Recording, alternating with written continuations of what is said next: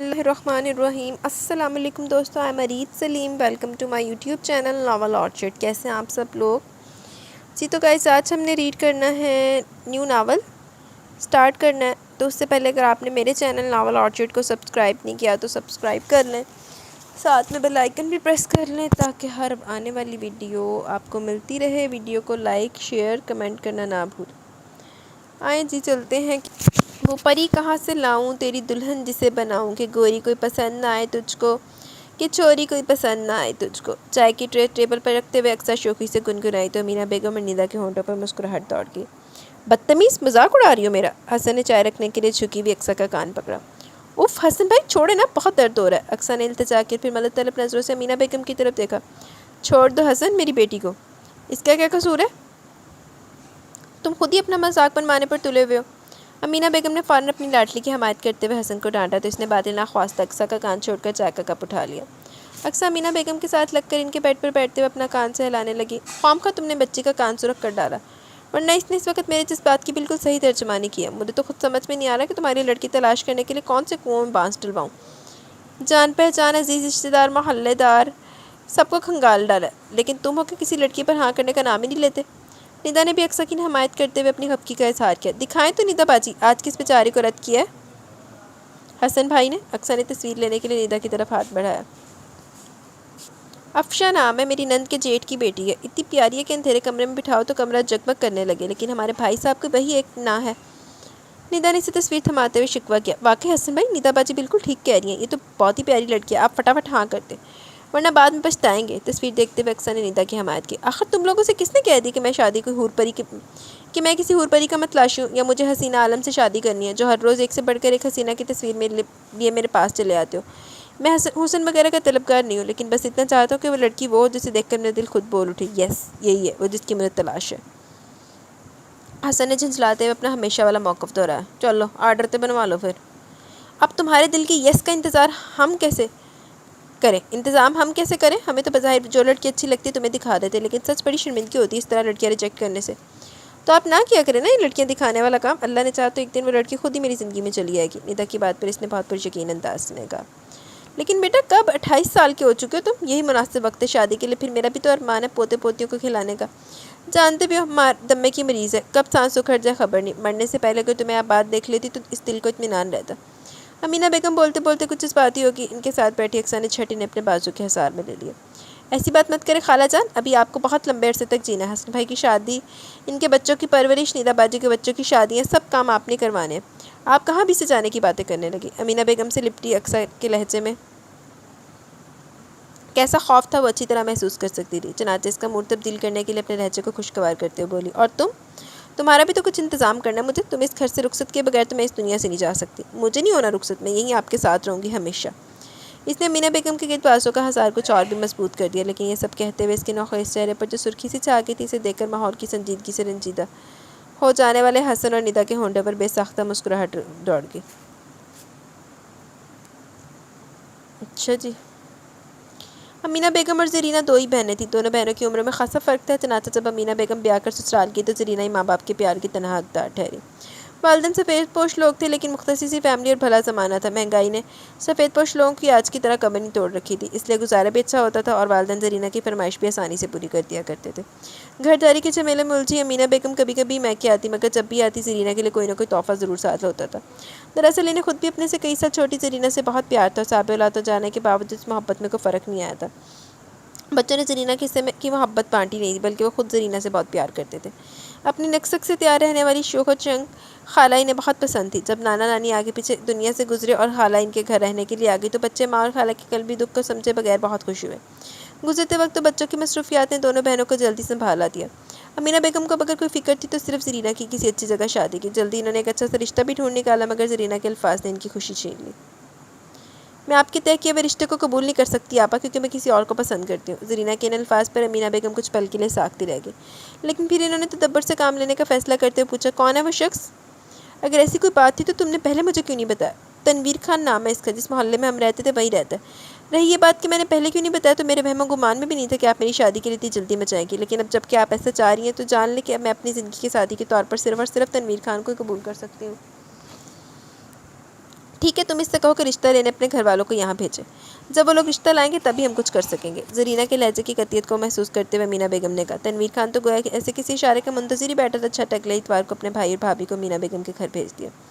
تنویر میرا چھوٹا بھائی ہے، اس نے مجھ سے کہا کہ آپ کی بہن سے اس کے رشتے کی بات کرنے آپ کے گھر جاؤں، تو میں آ گیا۔ آگے آپ کے کیا ارادے ہیں آپ بتا دیں، ہم نے تو اپنے حصے کی ذمہ داری پوری کر دی، آگے گھر سنبھالنا اور چلانا ان دونوں کی اپنی ذمہ داری ہے۔ تنویر کا بھائی بین السطور کیا کہنا چاہ رہا ہے، امینہ بیگم خوب سمجھ رہی تھی۔ اس شخص نے واضح کہہ دیا کہ وہ صرف بھائی کے کہنے پر رشتہ لے کر آئے، لیکن اپنے بھائی کے سلسلے میں کسی قسم کی ذمہ داری قبول کرنے کو تیار نہیں۔ اس بات نے مینا بیگم کے دل میں کھٹکا سا پیدا کر دیا، لیکن تنویر خان کے بھائی اور بھابھی پر کچھ ظاہر کیے بغیر انہوں نے سوچنے کا وقت لے کر کرینے سے انہیں گھر سے رخصت کر دیا۔ اصل میں ان کی شادی کو تو کئی سال ہو چکے تھے اور تنویر خان کی فیملی ان کی شادی کے بعد ان کے میکے والے محلے میں آ کر بسی تھی، اس لیے وہ ان لوگوں کے بارے میں واقف نہیں تھی۔ انہوں نے اپنے شوہر مکرم علی کے ذمے تنویر خان کے بارے میں معلومات حاصل کرنے کا کام لگایا، پھر جو اطلاعات مکرم علی نے دی وہ کچھ خوشگوار نہیں تھی۔ تنویر خان کے بارے میں معلوم ہوا کہ وہ خاصا لاؤبالی اور غیر ذمہ دار شخص ہے، جو زیادہ تر عرصہ کسی جگہ ٹک کر نوکری نہیں کرتا اور اکثر بے روزگار ہی رہتا ہے۔ بے روزگاری کے یہ دن وہ عموماً محلے کی آوارہ گرد لڑکوں کے ساتھ بیٹھ کر گزارتا تھا۔ تاش کھیلنا، آدھی جدی لڑکیوں کو چھیڑنا ان لڑکوں کے پسندیدہ مشاغل تھے۔ تنویر خان شکل و صورت کا اچھا تھا، اس لیے لڑکیاں اس کی طرف جلدی متوجہ ہو جاتی تھی، اور انہی بے وقوف لڑکیوں میں ایک زرینہ بھی تھی۔ بس زرینہ کا معاملہ اس اعتبار سے مختلف تھا کہ تنویر خان اسے شادی میں دلچسپی رکھتا تھا۔ یہ سب جان کر امینہ بیگم نے طے کر لیا وہ ہرگز زرینہ کی شادی سے آوارہ شخص سے نہیں کریں گے، لیکن ایک بار پھر زرینہ ان کے ارادوں کی راہ میں رکاوٹ بن کر کھڑی ہو گئی۔ مجھے تنویر سے ہر حال میں شادی کرنی ہے، وہ برا ہے تب بھی۔ اگر اسے شادی کر کے مجھے تکلیف اٹھانی پڑی تو میں رونے کے لیے آپ کے گھر نہیں آؤں گی۔ زرینہ نے بہت فیصلہ کن اور اکڑ انداز میں ان سے یہ بات کہی تھی، لیکن امینہ بیگم اسی گڑھے میں گرتا ہوا نہیں دیکھ سکتی تھی، اس لیے انہوں نے بھی صاف کہہ دیا، تم ابھی نادان ہو، تم اپنے اچھے برے کا نہیں معلوم، لیکن میں سمجھ کر رکھتے ہوئے تمہیں غلط کام کرنے کی اجازت نہیں دے سکتی۔ میری طرف سے اس رشتے کے لیے انکار ہے، ایسی صورت میں اور تنویر کورٹ میرج کر لیں گے۔ زرینہ نے بے باکی سے انہیں دھمکی دی، اور یہ دھمکی دیتے ہوئے اس کی آنکھوں میں جو بغاوت تھی اس نے امینہ بیگم کو ہتھیار ڈالنے پر مجبور کر دیا۔ ان کی اپنی بیاہتا زندگی تھی، اگر زرینہ اپنی دھمکی کے مطابق عمل کر گزرتی تو امینہ بیگم کے لیے اپنے شوہر اور سسرالی رشتہ داروں کا سامنا کرنا مشکل ہو جاتا۔ انہوں نے زرینہ کی ضد مان کر اس کی تنویر خان سے شادی کر دی۔ شادی کو مشکل سے پونے 4 سال ہی گزرے تھے کہ زرینہ اپنی 2.5 سال کی بیٹی کو لے کر ان کی دہلیز پر چلی ہے۔ وہ شخص نکھٹو اور آوارہ نہیں، بد کردار اور بے غیرت بھی ہے۔ وہ چاہتا ہے کہ اس کی عیاشیوں کی خاطر حرام حلال کی پرواہ کیے بغیر کچھ بھی کر گزروں، لیکن میں اتنی بری عورت نہیں ہوں آپا۔ میں نے اس کے گھر میں رہ کر اپنے جسم و جاں پر بہت ظلم سہے ہیں، لیکن مجھے اپنی عزت کا سودا منظور نہیں۔ اگر آپ مجھے اور میری بچی کو اپنے گھر میں پناہ دے سکتے ہیں تو ٹھیک ہے، ورنہ میں سمندر کی لہریں ہم ماں بیٹی کا ٹھکانہ ہوں گی۔ لختی لعنت ایدہ دے لوگاں دے یہی انجام ہوندا، بغیرت عورت۔ میں تیرے گھر اپنے رونے نہیں رونا آواں گی، جا مر جا کے جدھر جا کے سمندر چ چھال مار دیندی، ہن کے رونے آ گئی رون آ گئی۔ کمزور ناتواں زرینہ نے روتے ہوئے بہن کے سامنے اپنا مدعا پیش کیا تو امینہ بیگم کو بے ساختہ 4 سال پہلے کہی گئی اس کی بات یاد آ گئی۔ کس کرو فرض سے اس نے کہا تھا، اگر تنویر سے شادی کر کے مجھے تکلیف اٹھانی پڑی تو میں رونے کے لیے آپ کے گھر نہیں آؤں گی، لیکن اب وہ اپنے دعوے کے برخلاف یہاں موجود تھی، جس بات میں کیے گئے سے دعوے عموماً بودھی ثابت ہوتے ہیں۔ دعوت امینہ بیگم نے بھی زرینہ کو اپنے گھر سے رخصت کرتے وقت کیا تھا کہ وہ مرتے دم تک اس کی شکل نہیں دیکھیں گے، لیکن جب ماں آئی روتی بلکتی دہلیز پر آئی تو ان کے لیے اسے ٹھکرانا ممکن نہ ہوا۔ شوہر کے تفکرات اور بیاہی نندوں کے طعنے سب انہوں نے اپنی اس نافرمان بہن کی خاطر سن لیے۔ زرینہ ان کے گھر میں اوپر کے پورشن میں بنے کمرے میں اپنی بیٹی کے ساتھ رہنے لگی۔ زرینہ کی بیٹی زرینہ کا عکس تھی۔ امینہ بیگم کے دونوں بچے ندا اور حسن نے ہاتھوں ہاتھ اس بچی کو لیا۔ اکثر کے آنے سے گھر میں رونق سی چھا گئی، اس کی کلکاریاں اور پیاری پیری ادائیں گھر بھر کو اس کی طرف متوجہ رکھتی، لیکن زرینہ یہاں کر بچی کی طرف سے بالکل غافل ہو گئی، یا پھر یہ تھا کہ اسے بچی کی طرف سے اطمینان تھا۔ اکثر سب کی توجہ کا مرکز بنی ہاتھوں ہاتھ رہتی اور زرینہ اپنے کمرے کا دروازہ بند کیے سارا دن وہیں گزار دیتی۔ تنویر بھی پلٹ کر اس کا حال پوچھنے نہیں آیا، خود امینہ بیگم کے دل میں بہن کے لیے گلا تھا، اس لیے انہوں نے بھی اس کی طرف زیادہ توجہ نہیں دی، اور جب توجہ دی تو بہت دیر ہو چکی تھی۔ پچھتاؤں اور دکھوں میں گھری زرینہ کے جسم میں کینسر کے موذی مرض نے پنجے گاڑ لیے تھے۔ معدے کا کینسر اس کی جان کو ایسا لگا کہ پھر جان لے کر ہی ڈلا۔ امینہ بیگم کو بہن سے پیار بھی بہت تھا، اور اس کے اس طرح کھٹ کھٹ کر مر جانے پر انہیں اپنی بے توجہی کا ہاتھ بھی دکھائی دیتا تھا۔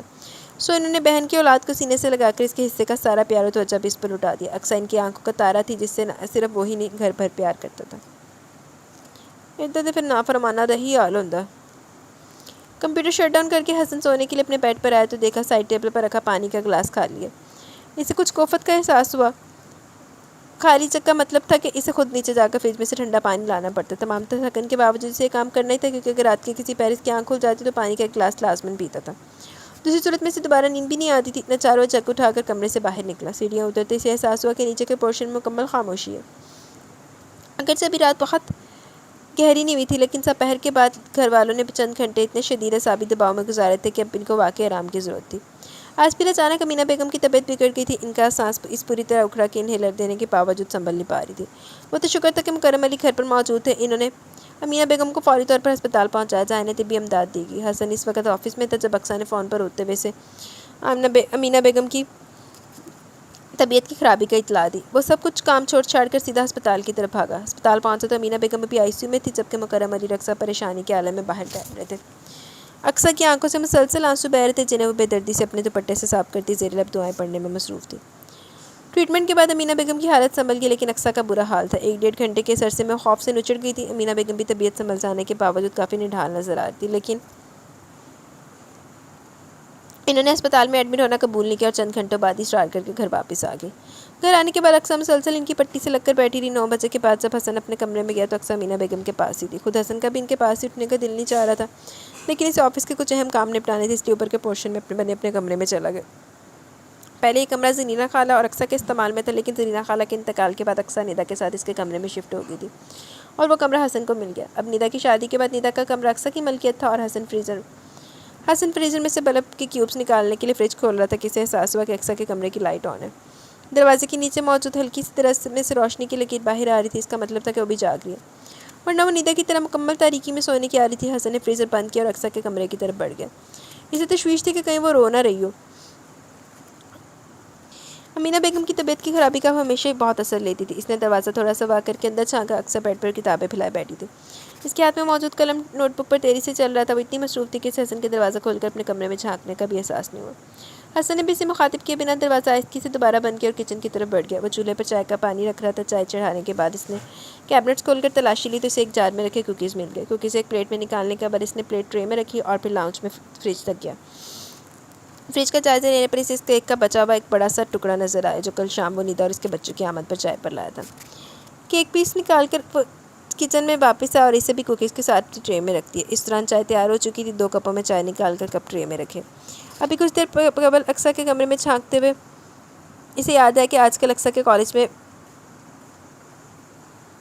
پریلیمنری ایگزامینیشن چل رہی ہے۔ سارے دن امینہ بیگم کے ساتھ گزارنے کی وجہ سے یقیناً وہ اپنے کل کے پیپر کی تیاری نہیں کر سکی تھی اس لیے اب کتابیں کھولے اس میں غرق تھی۔ حسن کو یاد تھا کہ جب اس نے اسے اور ابو کو رات کا کھانا سرو کیا تھا تو یہ کہہ کر کے بعد میں کھا لوں گی خود کھانے میں شامل نہیں ہوئی تھی۔ حسن جانتا تھا کہ اس کے بعد بھی نہیں کھانا کھایا ہوگا اس لیے اس نے اس وقت یہ سارا اہتمام کیا۔ ٹرے اٹھا کر اس نے کچن کی لائٹ آف کی اور اقصیٰ کے کمرے کے سامنے پہنچ گیا۔ دائیں ہاتھ سے ٹرے سنبھالتے ہوئے اس نے بائیں ہاتھ سے دروازہ کھولا۔ اقصیٰ بھی پہلے والی پوزیشن میں بیٹھی ہوئی تھی لیکن اس بار حسن نے دروازہ کھولنے پہ پہلے جیسے احتیاط سے کام نہیں لیا اس لیے اس کا انہماک قائم نہیں رہ سکا اور اس نے سر اٹھا کر دروازے کی طرف دیکھا۔ حسن بھائی آپ یہ سب کیا؟ وہ حسن اور اس کے ہاتھ میں موجود ٹرے کو دیکھ کر حیران ہوئی۔ یہ وہ ایندھن ہے جو انسانی جسم کی مشین کو چلانے کے لیے بہت ضروری ہوتا ہے۔ حسن نے کتابیں سمیٹتے ہوئے بیڈ پر ہی ٹرے رکھنے کی گنجائش نکالی اور خود رائٹنگ ٹیبل کے ساتھ رکھی چیئر کھینچ کر اس پر بیٹھ گیا۔ لیکن آپ کو کیا ضرورت تھی یہ سب کرنے کی؟ وہ الجھی۔ امینہ بیگم گھر کے کام مردوں سے کروانے کی معیوب سمجھا کرتی تھی اور ان کی سوچ اقصیٰ میں بھی منتقل ہو گئی تھی۔ ضرورت اس لیے تھی کہ مجھے معلوم ہے کہ تم نے ابھی تک کچھ نہیں کھایا اور ابھی تمہیں بہت دیر تک جاگ کر پڑھنا ہے۔ خالی پیٹ میں چوہوں کی ہوتی جنگ کے ساتھ کیا خاک پڑھائی ہو سکتی ہے؟ حسن نے مسکراتے ہوئے جواب دیا۔ تھینک یو حسن بھائی۔ اقصیٰ کی آنکھیں اس محبت پر چھلک پڑی۔ خبردار اس وقت کسی جذباتی سن کی قطعاً کوئی گنجائش نہیں۔ تمہارے پاس صرف 15 منٹ ہے۔ 15 منٹ میں کھاؤ پیو اور پھر فریش ہو کر دوبارہ پڑھائی میں جت جاؤ۔ مجھے بھی اب جا کر سونا ورنہ صبح آنکھ مشکل سے کھلے گی۔ حسن نے اسے ٹوکتے ہوئے ذرا روب سے کہا تو اس نے فوراً آنسو صاف کر لی اور کیک کی پلیٹ کی طرف ہاتھ بڑھایا جبکہ حسن نے صرف چائے پر اتفاق کیا۔ کل کس چیز کا پیپر ہے؟ میتھمیٹکس کا۔ جب بھی تو جاگ رہی ہوں، کوئی اور سبجیکٹ ہوتا تو بغیر پڑھے بھی آرام سے پیپر دے دیتی۔ یہ تم لڑکیوں کا جس سبجیکٹ میں دماغ نہیں چلتا اسے لینے کی کیا ضرورت تھی؟ آرام سے ایجوکیشن، سوشیالوجی یا امور خانہ داری جیسے مضامین لیتی اور بی اے کر کے مرے سے گھر بیٹھتی۔ حسن جانتا تھا کہ اسے انجینئرنگ یونیورسٹی میں ایڈمیشن لینے کا کتنا شوق ہے۔ فرسٹ ایئر میں اس کی پرسنٹیج کافی اچھی تھی اور یقین تھا کہ اگر سیکنڈ ایئر میں بھی اس نے اپنی پرسنٹیج مینٹین رکھی تو اسے آرام سے ایڈمیشن مل جائے گا۔ جب یہ لڑکی سول انجینئرنگ کی ڈگری لے گی تو آپ خود فخر سے لوگوں میں سے متعارف کروائیں گے۔ پھر پوچھوں گی آپ سے کہ لڑکیوں کا دماغ کس سبجیکٹ میں نہیں چلتا۔ وہ سمجھ گئی تھی کہ حسن اسے چھیڑ رہا ہے اس لیے خود بھی خوشگوار انداز میں بولی۔ یعنی کہ چیلنج کر رہی ہے مس اقصیٰ ہمیں؟ حسن اب بھی باس نہیں آیا۔ جی ہاں بالکل، اور دیکھے گا یہ چیلنج ایک دن پورا بھی ہوگا۔ اقصیٰ کی آنکھوں میں عزم تھا۔ دیکھ لیں گے بھائی، ابھی تو یہاں سے رخصت ہوتے ہیں ورنہ کل کلاں کو اگر کوئی گڑبڑ ہوگی تو تم کہو گی کسی سازش کے تحت تمہیں پڑھائی کے دوران ڈسٹرب کر کے ناکام کرنے کی کوشش کی گئی تھی۔ حسن کی چائے ختم ہو گئی تھی اس لیے وہ اپنی جگہ سے اٹھ کھڑا ہوا۔ ساری رات جاگنے کی ضرورت نہیں ہے، تھوڑی دیر کے لیے سو بھی جانا ورنہ صبح ذہن فریش نہیں ہوگا۔ چائے کا خالی کپ ہاتھ میں لے کر نکلتے وہ اقصیٰ کو نصیحت کرنا نہیں بھولا۔ اقصیٰ کے سامنے رکھی ٹرے اس نے نہیں اٹھائی تھی کہ پڑھنے کے دوران وہ تھوڑا بہت کچھ نہ کچھ منہ میں ڈالتی رہے۔ خالہ جان دیکھیں، یہ حسن بھائی میری بات نہیں مان رہے، کب سے کہہ رہی ہوں مجھے میری دوست کے گھر لے چلیں، لیکن یہ سن کر ہی نہیں دے رہے۔ وہ شکایت لے کر امینہ بیگم کے پاس چلی گئی۔ امی آپ اسے سمجھائیں کہ روز روز مجھے ڈرائیور بنا کر اپنی دوستوں کے گھر نہ لے کر جایا کرے۔ اچھا خاصا عزت دار بندہ ہوں میں، لیکن اس چھٹانگ بھر کی لڑکی نے مجھے اپنا شوفر بنا کر رکھا ہے۔ حسن جوابی شکوہ پیش کیا ہے۔ مجھے کوئی شوق تھوڑی ہے دوستوں کے گھر جانے کا، کسی نہ کسی کام سے جاتی ہوں۔ آج بھی میرے فزکس کے نوٹس امیمہ کے پاس رہ گئے، انہیں لینے جانا ہے۔ اقصیٰ نے اپنی صفائی پیش کی۔ لے جاؤ نا حسن، کیوں تنگ کر رہے ہو میری بیٹی کو؟ پتہ بھی ہے اس کے امتحان چلنے سے تیاری کرنی ہوگی۔ امینہ بیگم نے حسب معمول اقصیٰ کی حمایت کی۔ امی نے کہا اب تو ماننا ہی پڑے گا، جاؤ جا کر میرے کمرے سے گاڑی کی چابی لے کر آؤ۔ حسن نے منہ بناتے ہوئے کہا تو فاتحانہ نظروں سے دیکھتی باہر نکل گئی۔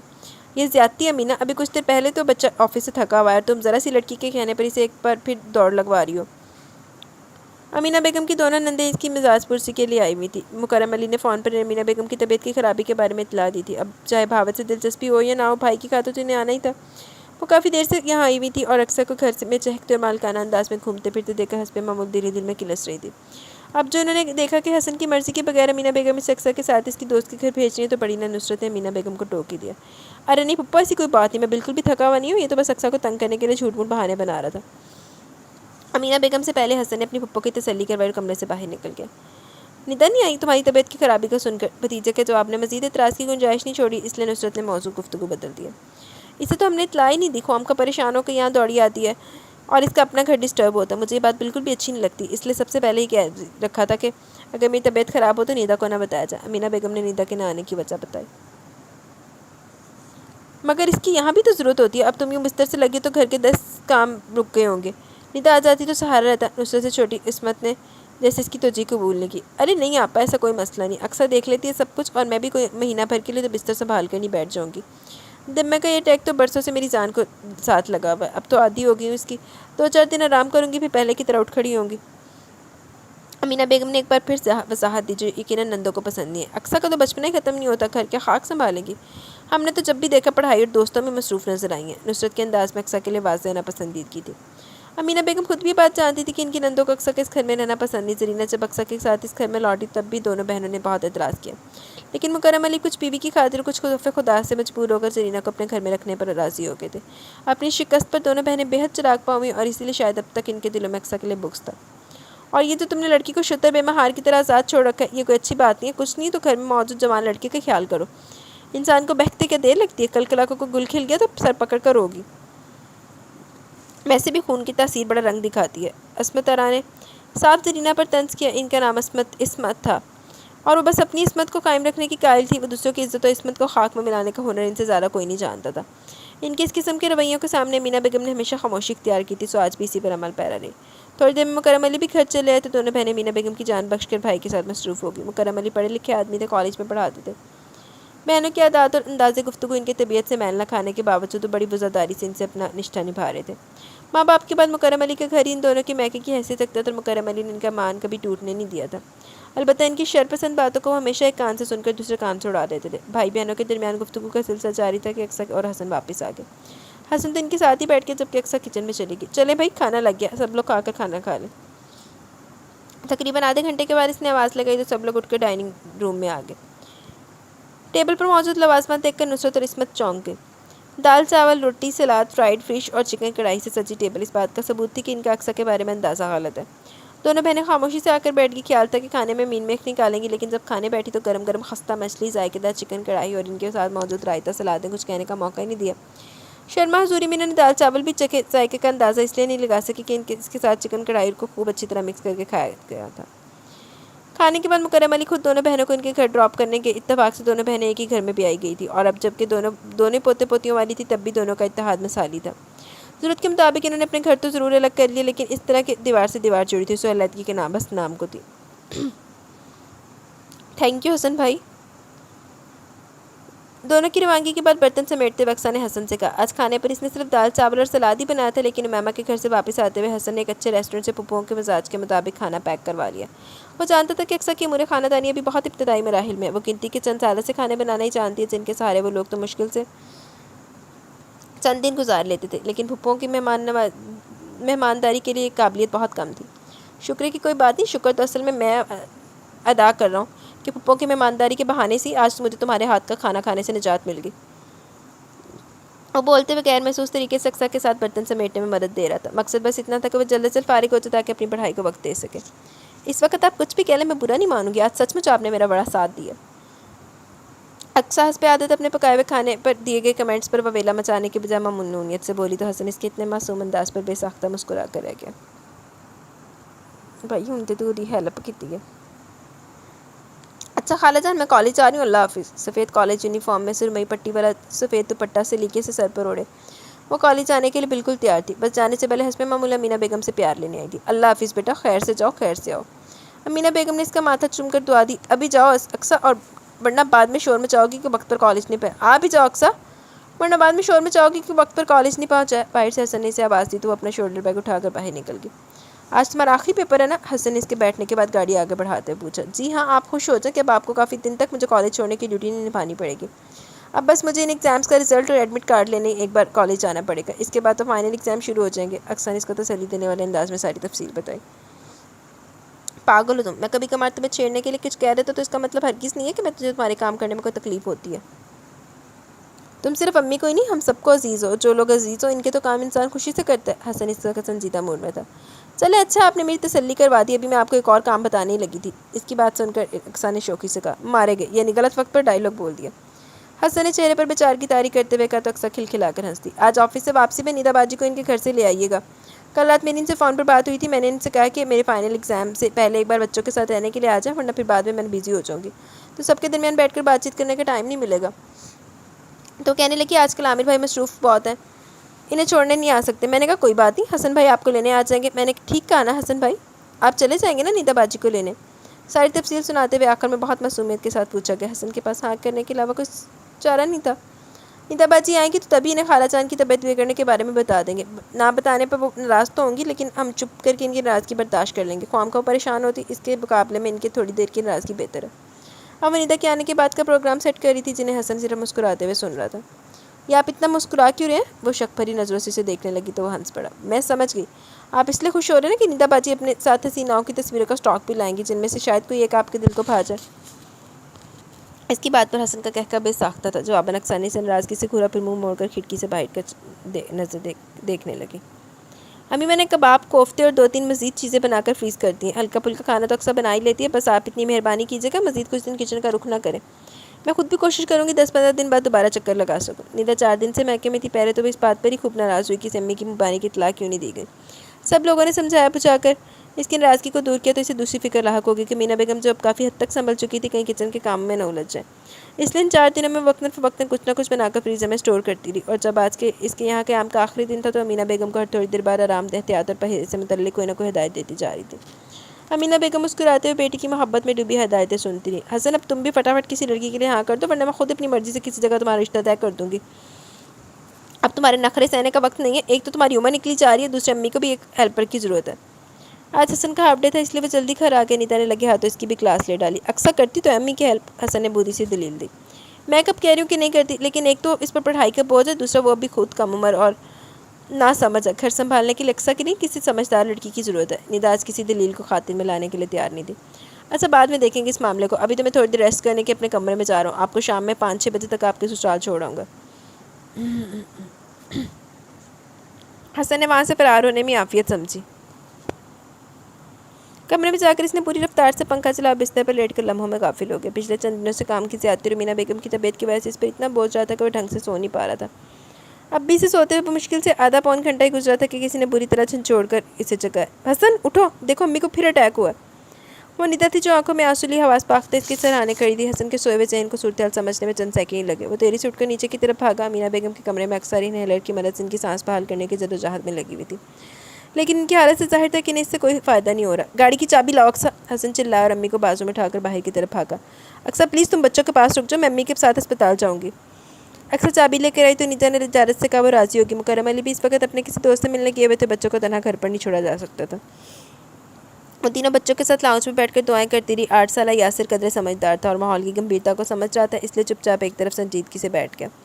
اسے چھوٹی امارہ کی اپنی دنیا تھی، وہ اپنی گڑیا کے ساتھ اس کا گھر سجائے کھیلنے میں مصروف تھی، جبکہ سب سے چھوٹے 3 سالہ اصفر کو اس نے اپنی گود میں لٹایا ہوا تھا، جو اس کی مسلسل تھپکیوں سے تھوڑی دیر میں سو چکا تھا۔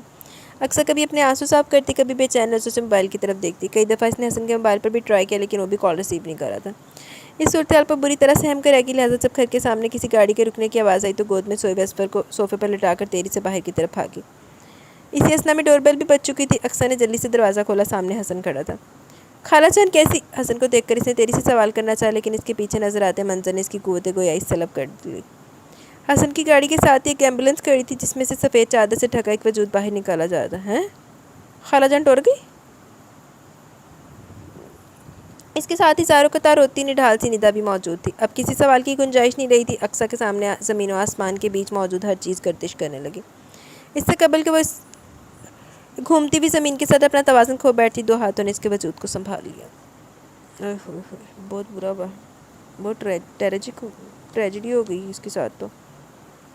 انکل آپ اجازت دیں تو آج میں ندا کو اپنے ساتھ گھر لے جاؤں؟ اصل میں امی کی طبیعت ٹھیک نہیں ہے۔ آج امینہ بیگم کے انتقال کو 6واں دن تھا۔ اچانک پہنچنے والے صدمے سے نڈھال ہو جانے والے اہل خانہ اب کچھ سنبھلنے لگے تھے۔ اپنی والدہ کی طرف سے پریشان عامر نے بہت جھجکتے ہوئے مکرم علی کے سامنے اپنا مدعا پیش کیا۔ ٹھیک ہے بیٹا، جو تم مناسب سمجھو۔ یوں بھی ندا پر اب ہم سے زیادہ تمہارا حق ہے، پھر بچوں کی بھی پڑھائی کا خرچ ہو رہا ہے۔ اچھا اپنے گھر چلے جائیں گے تو ان کی زندگی بھی معمول پر آ جائے گی۔ مکرم علی نے بجھے انداز میں جواب دیا، شریک حیات کی جدائی کے یہ دن بہت کٹھن تھے۔ بیٹی کی دلجوئی اس حال میں بہت سہارا دیتی تھی، لیکن وہ اس حقیقت سے بھی نظریں نہیں چرا سکتے تھے کہ ندا کو آج نہیں تو کل اپنے سسرال لوٹنا ہی ہے، تو بہتر یہی تھا کہ وہ وقت اور حالات کے تقاضے کے مطابق آج ہی چلی جائے۔ میرے خیال میں تو یہ کچھ مناسب نہیں، تعزیت کے لیے آنے والوں کا تانتا بندھا ہوا ہے، ایسے میں اگر ندا چلے گی تو کون سارا انتظام دیکھے گا؟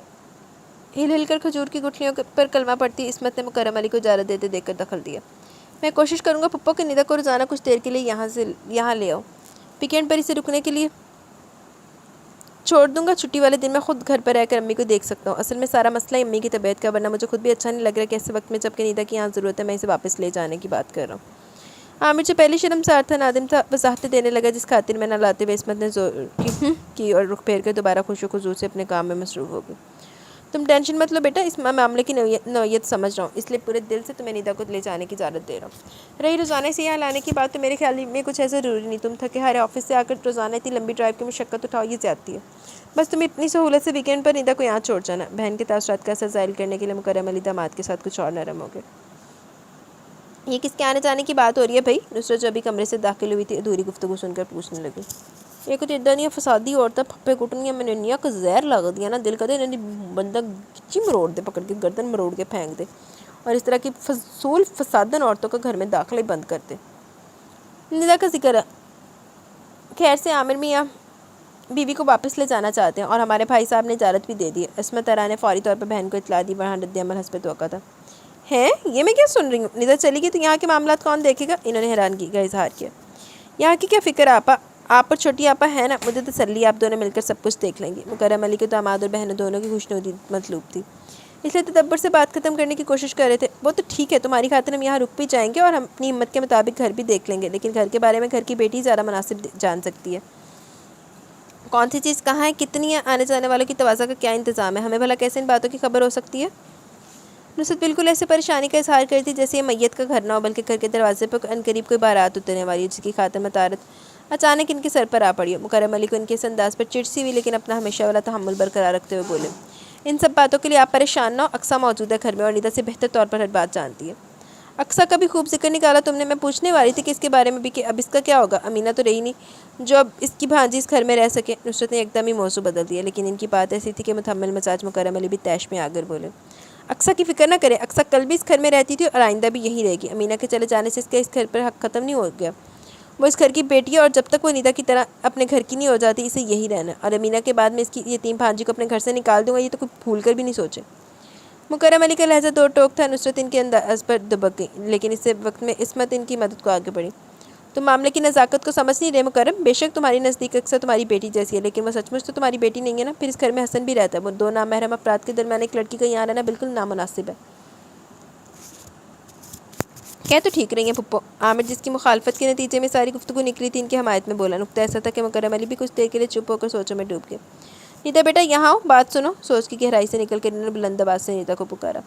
جی ابو خیریت تو ہے؟ ذرا ہی دیر میں ندا ان کے سامنے تھی۔ ہاں بیٹا سب کہہ رہے تھے، میں نے تمہیں یہ کہنے کے لیے بلایا کہ آج بلکہ ابھی کچھ دیر میں اکثر حسن کا نکاح ہونے والا، تم دونوں کو اطلاع دے دو تاکہ وہ قاری صاحب کے آنے سے تک خود کو ذہنی طور پر تیار کر سکیں۔ مکرم علی بہت فیصلہ کن انداز میں کہہ رہے تھے۔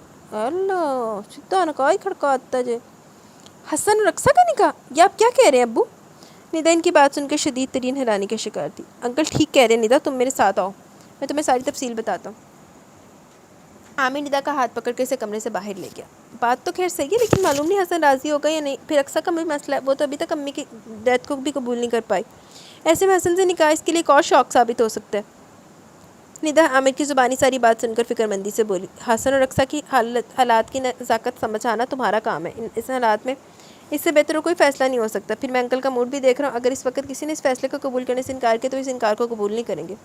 عامر نے ندا کو موقع کی نزاکت کا احساس دلایا تو وہ کچھ اور فکر مند ہوگی۔ اس طرح پریشان ہونے سے کچھ نہیں ہوگا، جاؤ جا کر حسن اور رقصہ سے بات کرو، میں دیکھتا ہوں کہ انکل نکاح کے انتظامات کے بارے میں کیا کہتے ہیں۔ عامر اس کا ہاتھ تھپتھپاتے ہوئے واپس پلٹ گیا تو ندا بنا چار حسن کے کمرے کی طرف بڑھ گئی۔ حسن اپنے کمرے میں لیٹا ہوا تھا، ندا کو کمرے میں آتا دیکھ کر اٹھ بیٹھا۔ کیا بات ہے، آپ کچھ پریشان لگ رہی ہیں؟ جس نے ندا کے چہرے پر چھائی پریشانی کو بھانپتے ہوئے پوچھا۔ میرے بس لگ گیا سی کہ نال ٹوڑ دے گا ندا دے نال انہوں اکساں نوں، لیکن نا او بھائی اتنے تو کام ہی ہو گیا۔ بات ہی کچھ ایسی ہے، ندا نے کہا اور بیٹھ کے کنارے پر ٹیکی۔ حسن سوالیہ نظروں سے ان کی طرف دیکھتا رہا۔ بالآخر ندا نے آہستہ آہستہ عامر کی زبانی سنی جانے والی دونوں پھپھیوں کی گفتگو کے بارے میں بتانا شروع کیا جس کے سن کر حسن کے چہرے پر غصے کی سرخی چھا گئی، البتہ وہ منہ سے کوئی لفظ نکالے بغیر خاموشی سے سنتا رہا۔ لیکن جب ندا نے اس گفتگو کے نتیجے میں کیا کہ مکرم علی کے فیصلے کے بارے میں بتایا تو اس کی خاموشی برقرار نہیں رہ سکی۔ یہ کیسا فیصلہ کیا ابو نے؟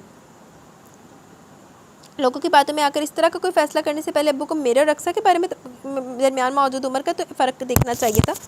میں ہرگز رقصہ کے ساتھ زیادتی نہیں ہونے دوں گا۔ اس کا غصے سے برا حال تھا۔ زیادتی کی کیا بات ہے حسن، تم ہر طرح بہترین ہو، کسی لڑکی کا رشتہ طے کرتے وقت لڑکے میں جو خصوصیات دیکھی جاتی ہیں ماشاءاللہ سے تم میں وہ ساری خصوصیات موجود ہیں۔ رہی عمر کے فرق کی بات تو 10-11 سال کا فرق کوئی اتنا زیادہ بھی نہیں ہوتا، ہمارے ہاں تو اس طرح کی شادیاں عام ہیں۔ ندا نے اسے سمجھانے کی کوشش کی۔ جو بھی ہو، لیکن شادی کوئی بچوں کا کھیل نہیں جس کا فیصلہ یوں کھڑے کھڑے کر دیا جائے، میں خود بات کرتا ہوں ابو سے اس سلسلے میں۔ حسن تیزی سے کمرے سے باہر نکل گیا۔ ندا بھی پریشان سے اس کے پیچھے بھاگی۔ اس وقت اسے شدت سے رونا آ رہا تھا، وہ گھر جسے امینہ بیگم نے بہت محنت سے سمیٹ کر رکھا تھا ان کے ذاتی مسائل کا شکار ہونے لگا تھا۔ بس یہ تو ہے، جس طرح سے گھر کو پیرنٹس رکھ سکتے ہیں نا، پیرنٹس کے جاتے بکھر جاتا ہے، بہت بری حالات ہوتے ہیں۔ اللہ پاک سب کے ماں باپ کو ان کے سر پہ سلامت رکھے، آمین ثم آمین۔ میرے پیرنٹس کو بھی میرے سر پہ سلامت رکھے، آپ سب کے پیرنٹس کو بھی آپ کے سر پہ سلامت رکھے۔ تم کیا حماقت کر رہے ہو مکرم، کیا بیوی کی موت کے صدمے سے تمہارا دماغ الٹ دیا؟ ادھر نصرت بھائی کو ڈپٹ رہی تھی۔ مکرم علی کے فیصلے تو انہیں سٹپٹا ہی رکھ دیا تھا۔ وہ لڑکی جس کا بھائی کے گھر میں رہنا انہیں ہمیشہ کھٹکتا تھا، اس گھر کی مالکنی بن جاتی، وہ کیسے گوارا کرتی؟ اس لیے اب اس کوشش میں تھی کہ کسی طرح مکرم علی کا فیصلہ بدلا جا سکے۔ حماقت کی کیا بات ہے، میں تو آپ کا شکر گزار ہوں کہ آپ نے ایک اہم مسئلے کی طرف میری توجہ مبذول کروائی۔ آج اگر آپ نہ کہتی تو کل نہ جانے کس کس کی زبانیں کھل جاتی۔ میرے گھر میں میری سرپرستی میں رہنے والی بچی کسی کی تہمت کا شکار ہوتی تو میں خود کو کبھی معاف نہیں کر پاتا۔ اکثر کو کسی تہمت سے بچانے کے لیے میرے فیصلے پر عمل ہونا بہت ضروری ہے۔ مکرم علی پوری طرح سنجیدہ تھے۔ کیا یہی ایک طریقہ رہ گیا اس معصوم کو بچانے کے لیے کہ تم اپنا بیٹا داؤ پر لگا دو؟ نصرت جل بلا کر بولی۔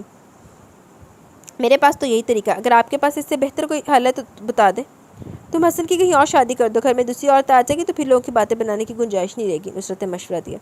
وہ دوسری عورت اکثر کا وجود برداشت کر لے گی، اس بات کی کیا گارنٹی ہے؟ اگر الٹا اس نے الزام تراشی شروع کر دی تو ہم کیا کریں گے؟ پھر دوسری بات یہ کہ اتنی ایمرجنسی میں ہم کوئی دوسری لڑکی کیسے تلاش کریں؟ کھڑے کھڑے تو اب کوئی اپنی بیٹی دینے پر راضی نہیں ہوگا۔ مکرم علی نے فوراً نصرت کا مشورہ رد کیا تو مدت طلب نظروں سے چھوٹی بہن کی طرف دیکھنے لگی۔ اسی کا پل غم و غصے میں مبتلا حسن کمرے میں داخل ہوا۔ سب چھوڑو، پہلے بیٹے سے تو پوچھ لو کہ اس اکثر کو اپنی بیوی بنانا منظور ہے یا نہیں۔ یہ نہ ہو کہ پرائی لڑکی کی بھلائی کی خاطر اپنے بیٹے سے زیادتی کر بیٹھو۔ عصمت کی زیرک نگاہوں نے حسن کے بگڑے ہوئے تیور پہچان لیے تھے، اس لیے فوراً بولی۔ نہ جانے کہ وہ بہنیں اکثر سے اس قدر خار کھاتی تھی، شاید وہ سمجھتی تھی کہ مکرم علی کے گھر میں رہ کر اکثر کو جو سہولیات حاصل ہیں وہ اکثر سے زیادہ ان کا اور ان کے بچوں کا حق ہے جن پر اکثر ہاتھ سے بن کر بیٹھی ہوئی ہے۔ حسن میرا بیٹا ہے، میں جانتا ہوں میرا بیٹا میرا مان کبھی نہیں توڑے گا، اس لیے میں اتنا بڑا فیصلہ اس سے پوچھے بغیر کر ڈالا۔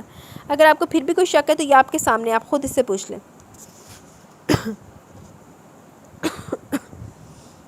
مکرم علی کے اتنے پر یقین لہجے میں کہا کہ حسن جو بہت غصے میں یہاں آیا تھا ایک دم ہی ٹھنڈا پڑ گیا۔ پھر جو یوں بھی پھپھیوں کے اقصیٰ کے لیے مخالفت سے اچھی طرح آگاہ تھا، اسے معلوم تھا کہ وہ دونوں کس طرح امینہ بیگم کو بھی اقصیٰ کے حوالے سے کوئی نہ کوئی بات کہہ کر ہرٹ کرتی رہتی تھی۔ اس وقت ان خواتین کی حمایت کا فائدہ اٹھانا اپنی ماں کی دل آزاری کرنے والوں کے ساتھ دینے کے برابر تھا، اور یہ وہ کبھی بھی نہیں کر سکتا تھا، اس لیے بول اٹھا۔ ابو ٹھیک کہہ رہے ہیں، مجھے نہ صرف ان کا فیصلہ قبول ہے بلکہ یہ بھی یقین ہے کہ ان سے بڑھ کر میرے لیے کوئی بھی اچھا نہیں سوچ سکتا۔ اس نے ایک طرف سے پھپھیوں پر جتا دیا کہ وہ ان کی ہمدردی کے جل میں آنے والا نہیں۔ اس لیے ان الفاظ نے جہاں ان دونوں کے منہ لٹکایا وہیں حسن کے پیچھے کھڑی ندا نے اطمینان کا گہرا سانس لیا۔ ندا بیٹا، تم نے اقصیٰ سے بات کر لی؟ مکرم علی نے حسن کی طرف سے مطمئن ہوتے ہوئے پوچھا۔ نہیں ابو، میں ابھی کرتی ہوں، ندا پلٹنے لگی۔ تم رہنے تو میں خود بات کرتا ہوں اقصیٰ سے، تم ذرا آپا کے گھر فون کر کے وہاں سے ان سب لوگوں کو یہاں بلواؤ۔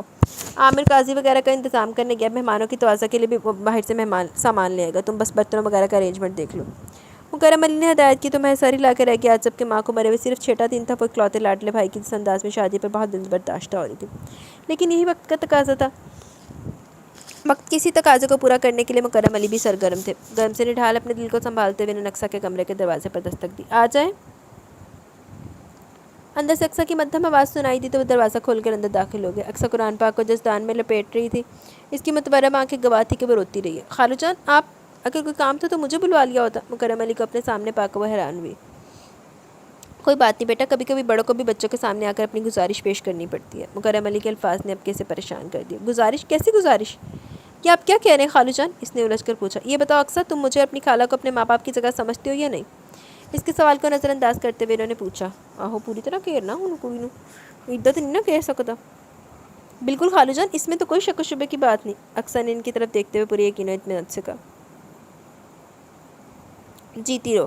اگر میں کہوں کہ اسی رشتے کے مان سے میں تم سے تمہارے متعلق ایک فیصلہ کرنے کی اجازت چاہتا ہوں تو کہ تم مجھے یہ حق دو گی؟ مکرم علی کی باتیں سے الجھا رہی تھی۔ بالکل خالو جان، بلکہ آپ کو مجھ سے یہ سوال پوچھنا ہی نہیں چاہیے تھا، میرے کہے بغیر بھی آپ کو یہ حق حاصل ہے۔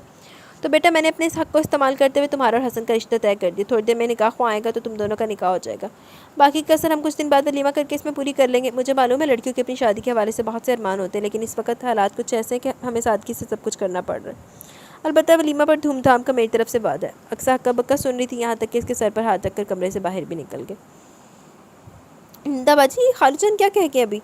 مکرم علی کے باہر نکلتے ندا اس کے کمرے میں آئی، جسے دیکھ کر اس کے منہ سے سرگوشی برآمد ہوئی۔ جو وہ کہہ گئے ہیں ٹھیک ہے، تم اٹھو اور فوراً تیاری پکڑو، میں تمہارے کپڑے استری کرتی ہوں۔ ندا اس کی الماری کھولے کھڑی تھی۔ ذرا سی جدوجہد کے بعد اس نے گلابی رنگ کا مکیش کے کام والا سوٹ جو اقصیٰ نے نصرت پھپھو کی بیٹی کی شادی پہ پہنا تھا الماری سے دریافت کر لیا۔ لیکن ندا باجی، اقصیٰ ابھی متذبذب سی کھڑی تھی۔ لیکن کا ٹائم نہیں، ابھی مجھے اور بھی بہت سے انتظامات دیکھنے۔ ندا نے جان بوجھ کر اس کی بات کو نظر انداز کرتے اسے غسل خانے کی طرف دھکیلا۔ اس وقت خود اس کے اپنے اعصاب چٹک رہے تھے، ایسے میں اگر اقصیٰ اس کا آسرا پا کر بکھر جاتی تو اس کے لیے حالات سے نپٹنا مشکل ہو جاتا۔ سو کی آواز پر حسن نے ذرا سا رخ موڑ کر اپنے برابر بیٹھی اقصیٰ کو دیکھا۔ گلابی دوپٹہ جس کے کناروں پر پتلی سی سلور بیل لگی ہوئی تھی اوڑے بیٹھی تھی۔ اقصیٰ سے اس کے رشتے کی نوعیت بالکل ہی اچانک بدل گئی تھی۔ ابھی کچھ دیر قبل وہ دونوں جابہ قبول کے مرحلے طے سے گزرے تھے۔ موقع پر موجود حسن کے کزنز اور اس کی بیوی بچے ان دونوں کو مبارکباد دینے کے بعد ابھی نشیت سے انصاف کرے تھے جو عامر توازہ کے لیے لے کر آیا تھا۔ ندا نے میزبانی کے فرائض سنبھالے ہوئے تھے، ایسے میں کسی کے پاس فرصت نہیں تھی، وہ چپکے روتی اقصیٰ کی طرف توجہ دیتا۔ حسن نے کچھ بے چین ہو کر اس بار پھر اقصیٰ کی طرف دیکھا۔ اس کی کل تیاری ہونٹوں پر لگی ہلکی سی گلابی لپسٹک پر مشتمل تھی۔ کانوں میں پہنے گئے چھوٹے چھوٹے ٹاپس اور گلے میں موجود نازک سی چین جو امینا بیگم نے اسے میٹرک میں پاس ہونے پر تحفے میں دی تھی اور جنہیں وہ ہمیشہ پہنے رکھتی تھی۔ آج دلہن کی حیثیت میں بھی اس کا کل سنگھار تھے، لیکن شاید اسے ان سب باتوں کا احساس بھی نہیں تھا۔ فی الوقت وہ خود پر ٹوٹنے والی اس اچانک افطار پر ہراساں پوری شد و مت سے رونے میں مصروف تھی۔ اس کا رونا حسن کو دکھ دے رہا تھا۔ 2.5 سال کی عمر سے وہ ان کے ساتھ رہ رہی تھی۔ اس وقت سے لے کر آج تک حسن سمیت سبھی کو ہمیشہ یہ کوشش رہی تھی کہ اقصیٰ کی آنکھوں میں آنسو نہ آ پائیں۔ اس وقت بھی اس کے آنسو نے حسن کے دل کو بری طرح دکھایا اور اس نے تسلی دینے والے انداز میں اپنا دائیں ہاتھ گود میں دھرے اقصیٰ کے دونوں ہاتھوں پر رکھ دیا، لیکن اقصیٰ کے رد عمل نے اسے شرمندہ کر دیا۔ حسن کے ہاتھ رکھتے اقصیٰ نے بہت تیزی سے اپنے دونوں ہاتھ پیچھے کر لیے تھے۔ یہ اس کا رد عمل تھا جو اپنا ہر آنسو اس کی شانے پر سرک کر بہایا کرتی تھی۔ ندا کی شادی کو 10 سال ہو گئے تو حسن پورے 10 سال سے اقصیٰ کے لیے ہر موقع پر اپنا شانہ مہیا کیا کرتا تھا، یہاں تک کہ ابھی 6 روز قبل ہونے والی اپنی ماں کی موت پر بھی اس نے جی جان سے اقصیٰ کی اشک سوئی کی تھی۔ لیکن اب یکدم وہ اپنی جگہ سے کھڑا ہوا اور لمبے لمبے ڈگ پھٹتا کمرے سے باہر نکل گیا۔ اس کے اس طرح سے باہر نکلنے پر ندا کی توجہ اقصیٰ کی جانب مبذول ہوئی اور اسے روتے دیکھ کر وہ تیزی سے اس کی طرف آئی۔ اقصیٰ کے برابر بیٹھتے ہوئے اس نے اسے اپنی باہوں میں بھر لیا۔ نتیجتاً اقصیٰ کے رونے میں کچھ اور بھی شدت آ گئی، خود ندا کی آنکھوں سے بھی آنسو بہنے لگے۔ پاگل ہوئی ہو ندا؟ بجائے اسے چپ کروانے کے خود بھی رونے لگی۔ اس کے ایک پھپھی زاد بھائی کی بیوی نے قریب آ کر ان دونوں کو ایک دوسرے سے الگ کرتے ہوئے ندا کو سمجھایا، لیکن بہت دیر سے ہمت کر کے کھڑی ندا کے ضبط کا بندھن بھی اب ٹوٹ چکا تھا۔ ہمت سے ندا، دیکھو اللہ نے غم کو بعد فوراً تم لوگوں کو یہ خوشی دکھائی ہے، اللہ کا شکر ادا کرو۔ ندا کے آنسو پہنچتے وہ ساتھ ساری سے سمجھا رہی تھی۔ میری امی بھابھی، میری امی۔ وہ تو اسی خوشی کو دیکھنے کی حسرت اپنے دل میں لیے اس دنیا سے چلے گی۔ ندا بری طرح بکھر رہی تھی۔ اقصیٰ کا رونا بھی مزید شدت اختیار کر گیا۔ اس صورتحال کو دیکھ کر ایک صوفے پر تصور کی تصویر بنے بیٹھے مکرم علی کو بلا کر اٹھ کر ان کے قریب آنا پڑا۔ ندا میری بہادر بیٹی، مجھے تم سے یہ امید نہیں تھی۔ انہوں نے ندا کو اپنے بازو کے حصار میں لیا تو اسے اپنا دل کچھ ٹھہرتا ہوا محسوس ہوا۔ تم میرا سہارا ہو بیٹی، تم میری بڑی اولاد ہو اور بڑوں کی ذمہ داریاں بھی بڑی ہوتی ہیں، اس لیے انہیں اپنا ظرف بڑا رکھنا پڑتا ہے۔ تمہیں تو حسن کو بھی سنبھالنا اور اقصیٰ کو بھی۔ رہی تمہاری ماں کی حسرت زدہ دنیا سے چلے جانے کی بات، تو بیٹی خوشیاں بھی رزق کی طرح انسان کا نصیب ہوتے ہیں۔ جو خوشی تمہاری ماں کے نصیب میں دیکھنا نہیں لکھی تھی، اس کے لیے چاہے ہم میری چوٹی کا بھی زور لگا لیتے تو ناکام ہی رہتے۔ اللہ کی رضا میں راضی رہنے کا نام ہی بندگی و اطاعت ہے۔ بیٹا یوں شکوہ کر کے مقام بندگی نہ کھو۔ مکرم علی کی باتوں نے صرف ندا کو نہیں اقصیٰ کو بھی گریہ ترک کرنے پر مجبور کر دیا۔ جاؤ بہن کو اس کے کمرے میں چھوڑ کر آؤ۔ ندا کو خود سے الگ کرتے ہوئے مکرم علی نے اسے ہدایت کی اور اقصیٰ کے سر پر شفقت سے ہاتھ رکھا۔ آؤ اقصیٰ۔ ندا اقصیٰ کا ہاتھ تھام کر اسے باہر لے گئی۔ فی الحال میں تمہیں تمہارے کمرے میں اس لیے لائی ہوں کہ تم ریلیکس ہو جاؤ، میں تمہیں حالات کے بارے میں باخبر کر دوں۔ اقصیٰ کے کمرے میں پہنچ کر ندا نے اس سے کہا تو وہ نے ڈھال سے اپنے بیڈ کی پشت پر ٹیک لگا کر بیٹھ گئی۔ ندا دھیرے دھیرے اسے اس ایمرجنسی کی نکاح کے وجوہات کے بارے میں آگاہ کرنے لگی۔ نکاح سے قبل اقصیٰ کو یہ سب کچھ نہیں بتا سکی تھی، اس لیے بتا رہی تھی۔ جو بھی ہوا جیسے بھی ہوا، لیکن یہ تو طے کہ اللہ نے تمہارا اور حسن کا جوڑ لکھ رکھا تھا، اس لیے شاید حسن ابھی تک شادی پر راضی نہیں ہوا تھا کہ تمہیں اس کا نصیب بننا تھا۔ اب تم دونوں کے نصیب کس لکھے کو نبھانا ہے۔ ندا نے اپنی بات پوری کی تو اتنی دیر سے خاموش بیٹھی اقصیٰ نے جھجکتے ہوئے کہا، ندا باجی ایک بات کہوں؟ ہاں ہاں بالکل۔ ندا نے اس کے تذبذب کو محسوس کرتے اس کی حوصلہ افزائی کی۔ ابھی میں یہیں اپنے کمرے میں رہوں گی؟ نظر جھکا کر اٹک کر اس نے جو بات کی ندا نے اس کے پورے مفہوم کے ساتھ سمجھا۔ ندا کے ذہن میں ایسا کوئی خیال تھا تو نہیں، لیکن اسے اقصیٰ کا مطالبہ ناجائز بھی محسوس نہیں ہوا۔ یقیناً وہ بھی ایک نئے رشتے کو نبھانے کے لیے ذہنی طور پر بالکل تیار نہیں تھی۔ ندا نے ایک گہری سانس لی اور بولی، اچھی بات ہے، میں سب سے کہہ دوں گی کہ اقصیٰ کے فائنل امتحان ہونے والے ہیں، اس لیے فی الحال رخصتی نہیں کی جا رہی۔ تمہارے امتحانوں کے بعد ہم باقاعدہ کوئی تقریب رکھ لیں گے، اس طرح جو کسر رہے گی وہ بھی اس وقت پوری کر لی جائے گی۔ تھینک یو ندا باجی، اقصیٰ نے ممنونیت سے کہا۔ پاگل۔ ندا نے پیار سے اقصیٰ کی تھوڑی کو چھوا اور باہر نکل گئی۔ پیچھے اقصیٰ سوچوں کے گرداب میں پھنسی بیٹھی تھی۔ حسن جسے اس نے ہمیشہ بڑے بھائی کا درجہ دیا، اچانک اسے بدل جانے والا تعلق دل میں چبھن پیدا کر رہا تھا۔ دوسری طرف اسے شادی کے سلسلے میں کیے جانے والے حسن کے نخرے بھی یاد آ رہے تھے۔ وہ شخص جو ایک سے پڑھ کر ایک لڑکی کو ایک نظر میں رد کر دیتا تھا، اس کے لیے اسے قبول کرنا یقیناً صرف مجبوری کا سودا تھا۔ وہ محض مجبوری اور مصلحت کے تحت حسن کی زندگی میں شامل کی گئی تھی۔ یہ خیال اقصیٰ کے لیے بہت تکلیف دہ تھا۔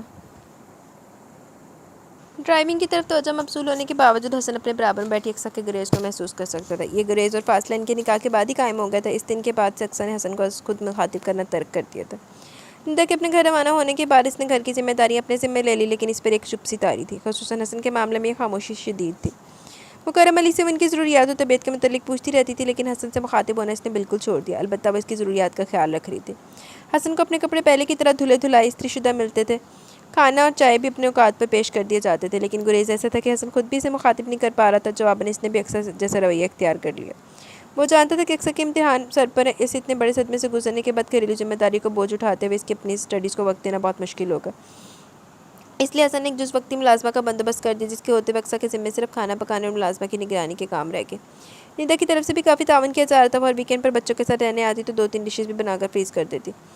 اس طرح اقصیٰ کا کام اور ہلکا ہو جاتا۔ ان لوگوں کے اس قدر تعاون کا ہی نتیجہ تھا کہ اقصیٰ امتحان دینے کے لائق ہو سکی تھی۔ اب تک جو اس کے جو پیپرز ہوئے تھے وہ دینے کے لیے وہ مکرم علی کے ساتھ امتحانی مرکز سے آتی تھی۔ اس کی خواہش پر مکرم علی نے بہت خندہ پیشانی سے ذمہ داری سنبھال لی تھی، لیکن آج آخری پیپر والے دن وہ اچانک ہی بیمار ہو گئے۔ انہیں بخار تو انہوں نے اقصیٰ کو ڈراپ کرنے کی ذمہ داری حسن پر ڈال دی۔ میں 12:15 بجے تک تمہیں لینے آؤں گا، تم یہیں گیٹ کے پاس میرا انتظار کرنا۔ امتحانی مرکز کے سامنے اقصیٰ کو اتارتے ہوئے حسن نے کہا تو اقصیٰ کوئی رد عمل ظاہر کیے بغیر آگے بڑھ گئی۔ حسن اس کی اس بے رخی کو محسوس کرتے ہوئے خود بھی آفس روانہ ہو گیا۔ آفس میں کام کرتے ہوئے اس کے ذہن میں مسلسل یہ بات تھی کہ اسے ٹھیک وقت پر اقصیٰ کو لینے امتحانی مرکز پہنچنا ہے۔ یہ وجہ تھی کہ وقت پر اپنی سیٹ سے اٹھ گیا، حالانکہ اس کی ٹیبل پر ایک بہت اہم نوعیت کا کام ادھورا پڑا ہوا تھا۔ 12:15 بجے وہ امتحانی مرکز کے سامنے پہنچا تو لڑکیوں کی کئی ٹولیاں گیٹ سے باہر نکل رہی تھی۔ گیٹ کے آس پاس نظریں دوڑانے پر حسن کو ان لڑکیوں میں اقصیٰ کہیں دکھائی نہ دی۔ وہ منتظر نظروں سے باہر آنے والی لڑکیوں کی طرف دیکھنے لگا۔ اسے اندازہ تھا کہ اقصیٰ کو باہر نکلنے میں قدر تاخیر ہو سکتی ہے۔ وہ پیپر دینے کے بعد پیپر کو اپنی دوستوں کے ساتھ ڈسکس کرنے کی آ رہی تھی۔ حسن اس کی عادت جانتا تھا، اس لیے صبر سے انتظار کرتا رہا، لیکن آہستہ آہستہ لڑکیوں کا رش چھٹ گیا اور چوکیدار نے بڑا گیٹ بند کر کے ذیلی دروازہ کھول دیا۔ تب حسن کو تشویش ہوئی، وہ گاڑی سے اتر کر گیٹ کی طرف بڑھا۔ کیا بات ہے جناب؟ چوکیدار جو اسے بہت دیر سے دیکھ رہا تھا اپنی طرف بڑھتے دیکھ کر پوچھنے لگا۔ یہاں میری کزن پیپر دینے آئی تھی، وہ ابھی تک باہر نہیں نکلی، تم اندر جا کر دیکھو، اقصیٰ نام کی لڑکی اندر موجود ہوگی۔ اس سے کہو کہ حسن علی اس کا انتظار کر رہا ہے۔ اندر تو کوئی لڑکی نہیں، سارا کالج خالی ہو گیا۔ حسن کو جواب میں جو بات سننے کو ملی اس کے لیے غیر متوقع تھی۔ میں بہت دیر سے یہاں کھڑا اور میرے سامنے وہ باہر نہیں نکلی، اس کا مطلب ہے کہ وہ اندر ہی کہیں موجود ہے۔ تم ایک بار اندر جا کر چیک کر لو، شاید کوئی لڑکی اب بھی موجود ہو اندر۔ حسن نے اسٹارٹ کیا تو چوکیدار اندر چلا گیا۔ جی جناب، کیا بات ہے؟ چوکیدار بتا رہا ہے کہ آپ اپنی کزن کی اندر موجودگی پر مصر ہیں۔ آپ کے کہنے پر اس نے ایک بار پھر ساری بلڈنگ چیک کر لی، لیکن اندر کوئی لڑکی موجود نہیں۔ چوکیدار 10 منٹ کے بعد باہر آیا تو اس کے ساتھ پینٹ شرٹ میں ملبوس ایک اور آدمی بھی موجود تھا، جس کی بات نے حسن کو پریشانی میں مبتلا کر دیا۔ اکثر کبھی بھی خود سے کہیں آنے جانے کی عادت نہیں تھی، اس لیے سوچنا کہ وہ حسن کے آنے سے پہلے اکیلی گھر چلے گی مشکل تھا۔ آپ گھر پر چیک کریں، ہو سکتا ہے آپ کی کزن اپنی کسی سہیلی کے ساتھ آپ کے آنے سے پہلے گھر چلی گئی ہو۔ اس آدمی نے حسن کی پریشانی دیکھتے ہوئے مشورہ دیا جو حسن کے دل کو لگا۔ واقعی ممکن تھا کہ اکثر اپنی کسی سہیلی کے ساتھ گھر چلی گئی ہو۔ اس آدمی کا شکریہ ادا کرتے ہوئے حسن گاڑی میں بیٹھ کر تیزی سے گھر کی طرف روانہ ہو گیا۔ راستے پر اسے یہ اندیشہ ستاتا رہا کہ خدا نہ خواستہ اگر اکثر گھر پر نہیں ہوئی تو کیا ہوگا، لیکن گھر پہنچ کر جیسے ہی اکثر کی شکل نظر آئی، اس کے سارے اندیشے ہوا ہو گئے اور اس کی جگہ شدید برہمی عود کر آئی۔ تم گھر پہنچ چکی ہو اور میں پاگلوں کی طرح گھنٹہ بھر سے سینٹر کے سامنے کھڑا تمہارا انتظار کر رہا ہوں۔ غصہ کرنے کی کوئی ضرورت نہیں، تم وہاں دیر سے پہنچے ہوگے، اس لیے اکثر اپنی ایک دوست کے ساتھ اس کے والد کی گاڑی میں گھر واپس آئی ہے۔ اس سے گھر پہنچنے بہت دیر ہو چکی ہے، تم جس ٹائم آئے ہو اس سے ظاہر ہے کہ تم واقعی لیٹ ہو گئے ہو۔ مکرم علی اقصیٰ کی مدد کو آئے۔ میں نے اسے 12:15 بجے کا ٹائم دیا تھا، میں ٹھیک 12:15 بجے کالج گیٹ پر موجود تھا، اسے چاہیے تھا کہ دوست آنے کی بجائے میرا انتظار کرتی، حسن نے ناراضی سے کہا۔ اقصیٰ کا کہنا ہے کہ اس نے 12:15 بجے پیپر ختم کر لیا تھا، اس لیے جب اس کی دوست نے اسے گھر ڈراپ کرنے کی آفر کی تو اس نے انتظار کرنے کی بجائے گھر واپس آنے کو ترجیح دی، مکرم علی نے وضاحت کی۔ اقصیٰ ان دونوں کو بحث کرتے چھوڑ کر خود وہاں سے جا چکی تھی۔ اپنا آدھا گھنٹہ بچانے کے لیے اس نے نہ صرف میرا 1 گھنٹہ برباد کیا بلکہ مجھے شدید ذہنی کوفت میں دوچار کیا۔ آپ کو کیا معلوم کہ جب وہ مجھے وہاں نہیں ملی تو میں کتنا پریشان ہو گیا تھا، حسن نے باپ سے شکوہ کیا۔ بچی ابھی جو سمجھ میں آیا کر گزری، تم غصہ تھوک دو اور اس بات کو جانے دو۔ مکرم علی جب تک اقصیٰ کی حمایت کر رہے تھے اس کی کیفیت کو سمجھتے ہوئے اسے ٹھنڈا کرنے کی کوشش کرنے لگے۔ حسن نے بھی باپ کے احترام میں خاموشی اختیار کر لی، لیکن اس بات کا بہرحال سے اندازہ ہو گیا کہ اقصیٰ نے یہ حرکت جان بوجھ کر کی۔ وہ صبح بھی اس کے ساتھ جانا نہیں چاہتی تھی اور واپسی پر اس نے خود ایسا موقع پیدا کر دیا کہ اسے حسن کے ساتھ واپس نہ آنا پڑے۔ اقصیٰ کے اس طرز عمل سے اسے تکلیف زیادہ تھی، یہ غصہ وہ فی الحال فیصلہ نہیں کر پا رہا تھا۔ چل کوئی نہیں، تھوڑا ٹائم لالا پھر فیصلہ کر لے۔ حسن یہاں آؤ ذرا، تم سے کچھ اہم باتیں کرنی ہے۔ وہ نیدا کے چھوٹے بیٹے اصفر کو گھڑ سواری کا شوق پورا کرنے کے لیے گھوڑے کی ڈیوٹی انجام دے رہا تھا کہ نیدا نے اسے پکارا۔ اوئے ہوئے، گھوڑا بنیا ہے؟ گھوڑا تو پہلے ہی ہے، دور گھوڑا۔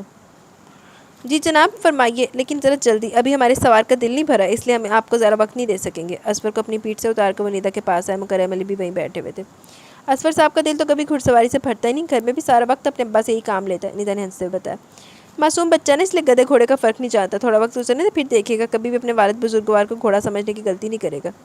حسن نیدا کے قریبی صوفے پر ٹک گیا۔ خبردار جو تم نے میرے میاں کی شان میں گستاخی کی ہو تو، نیدا نے اس کی پیٹھ پر ایک تھپ لگائی۔ سچ کا تو زمانہ ہی نہیں ہے، حسن نے برا سا منہ بنایا۔ انہوں کھوتا بناتا تے آبی تو گھوڑا ہی بنیا ہوا ہے۔ دیر از ناٹ ڈفرینس ہے کھوتے اور کوڑے میں، لیکن نسل پتہ نہیں ایک کہ دو ہے۔ چلو خیر دفعہ کرو بھائی، یہ تم دونوں کس جھگڑے میں پڑ گئے؟ وہ بات تو کرو نیدا جس کے لیے حسن کو بلایا۔ مکرم علی نے دونوں کو ٹوکا۔ جی ابو، نیدا فوراً سنجیدہ ہوگی، حسن بھی اس کی طرف متوجہ ہو گیا۔ بات یہ ہے حسن، میں اور ابو چاہ رہے ہیں کہ اب تمہارا اور اقصیٰ کا ولیمہ کر دیا جائے۔ اقصیٰ بھی امتحان سے فارغ ہو چکے ہیں، اس لیے اب کوئی وجہ نہیں رہی رخصتی کو مزید روکا جائے۔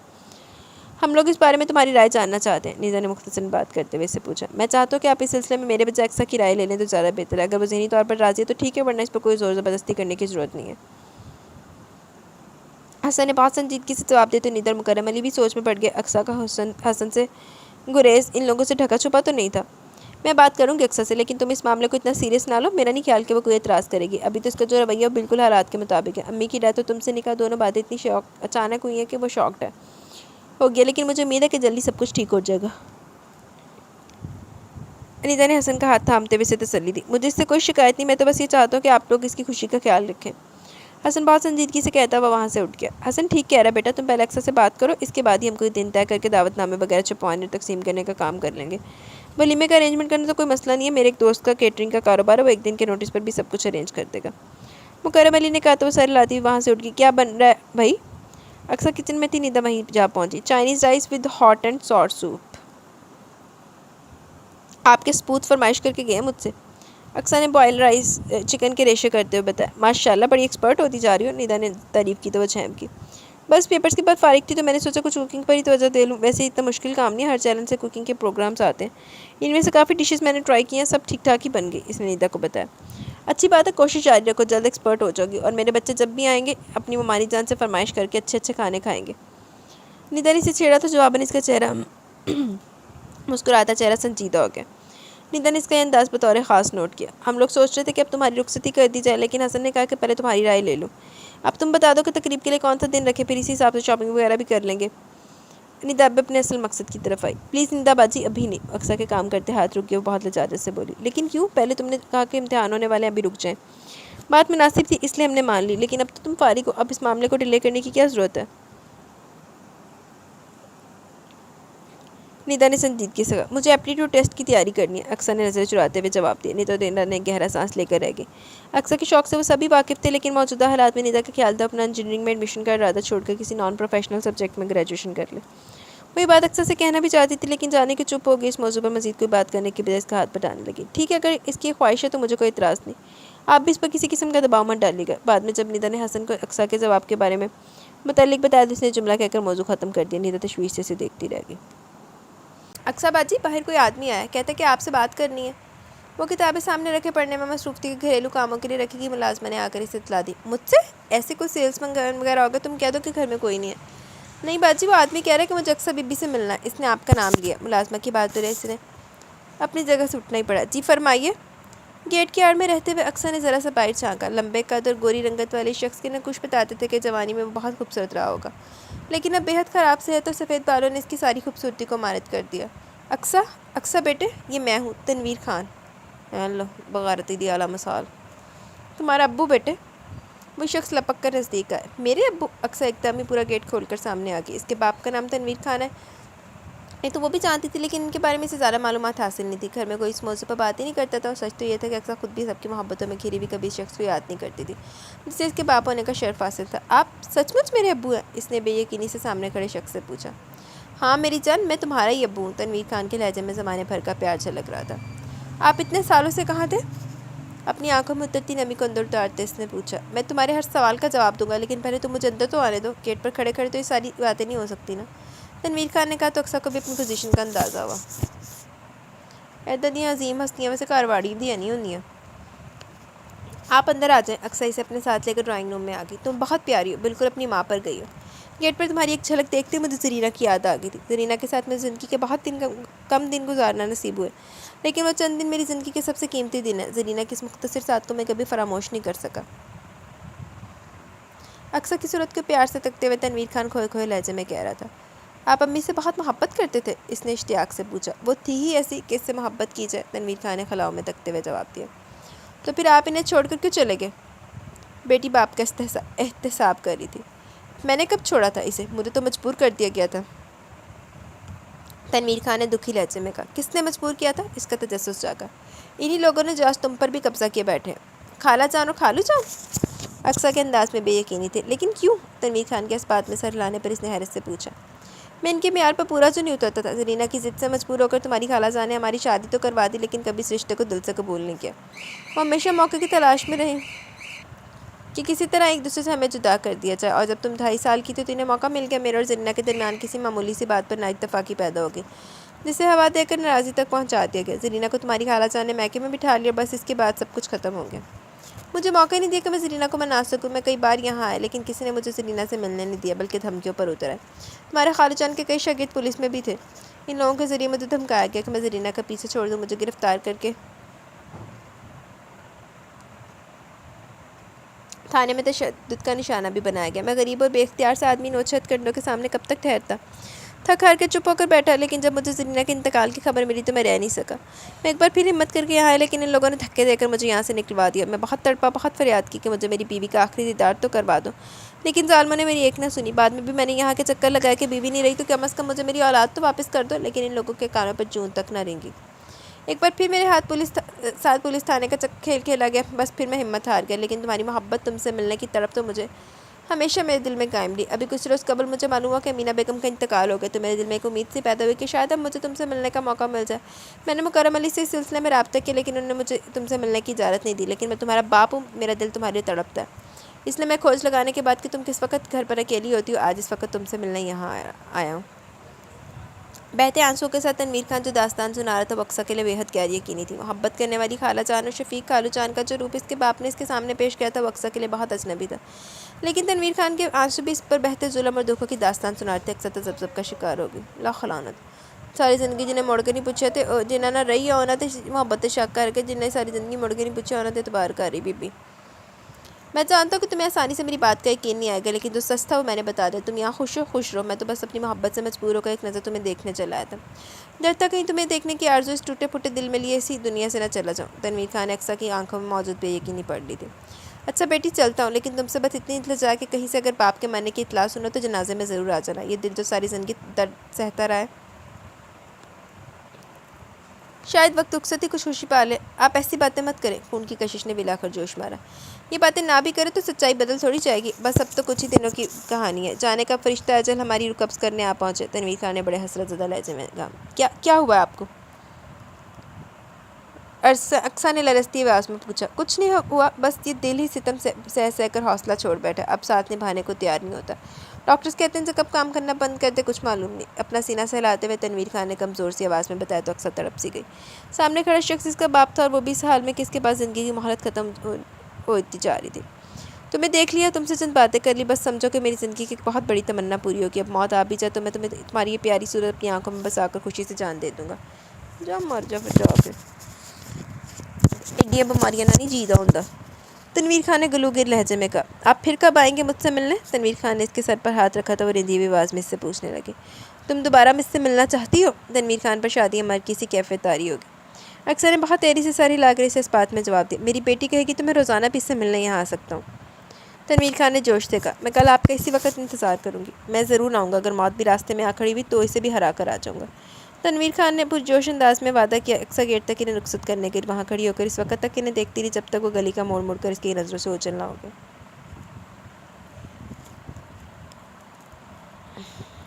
बीबी ने पछताना बाद चो मेरे को हाल हो, मैनू भाई सही नहीं लगता। कुत्ते की दुम करी सीधी हो सकती? अगर एडा पछतावियां दे विच घिरिया सी ते सही हो गया सी तो फिर उसको बताना चाहिए था ना भाई, रीज़न बताता। ये तुम्हारे हाथ पर क्या हुआ है अक्सा? वो रात को खाना डाइनिंग टेबल पर लगा रही थी कि इसकी कलाई से ज़रा ऊपर मौजूद सुर्ख निशान को देखते हुए मुकर्रम अली ने इससे पूछा। अक्सा ने इनके तवज्जो दिलाने पर अपनी कलाई का जायज़ा ले इसे ख्याल आया कि खाना बनाते हुए इसका हाथ गर्म पतीले से जा लगा था। जलन इस वक्त भी हुई थी और अब भी महसूस हो रही थी, लेकिन वो अपनी सोचों में इतना गर्क थी कि इसे इस तकलीफ की तरफ ध्यान देने की फुर्सत नहीं मिली। क्या हुआ भाई, तुम तो ऐसी नज़रों से इस निशान को देख रही हो जैसे खुद तुम्हें भी अभी नजर आया। मुकर्रम अली की जहाँ दीदा नज़रों ने अक्सा का अंदाज़ फाँपा। कुछ नहीं खालूजान, बस ज़रा हाथ जला, ठीक हो जाएगा। इसने ने टाला। ऐसे कैसे ठीक हो जाएगा, कोई दवा लगाओ इस पर। मुकर्रम अली ने इसे टोका। जी खाने के बाद लगा लूँगी। इसने कहते हुए सालन का डोंगा इनकी तरफ बढ़ाया तो वो खामोश होकर अपनी प्लेट में सालन निकालने के बाद डोंगा हसन की तरफ खिसका दिया। हसन के बाद अक्सा ने भी अपनी प्लेट में ज़रा सा सालन डाला और बेदिली से नवाला बनाने लगी। इसका अंदाज़ इतना वाज़ह तौर पर उलझा हुआ था कि मुकर्रम अली और हसन दोनों ही ने महसूस किया।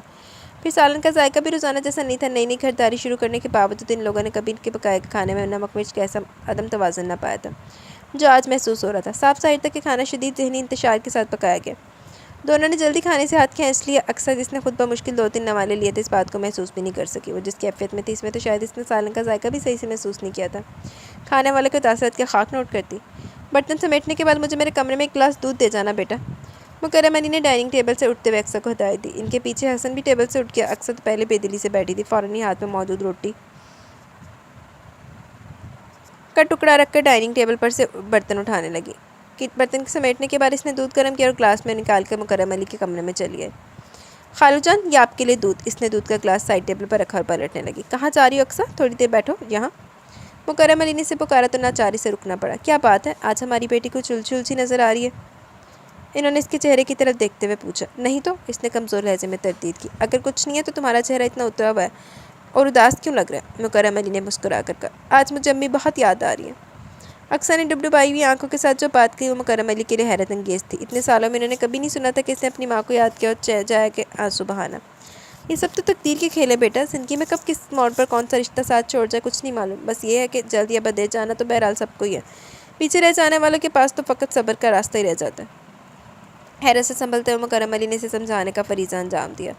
मरने वालों पर तो सब्र आ जाता है, लेकिन जिनका साथ जीते जी छूट जाए इन पर कैसे सब्र करें? आज अक्सा इन्हें हैरान करने पर तुली हुई थी। किसकी बात कर रही हो तुम? इन्होंने छंबे से पूछा।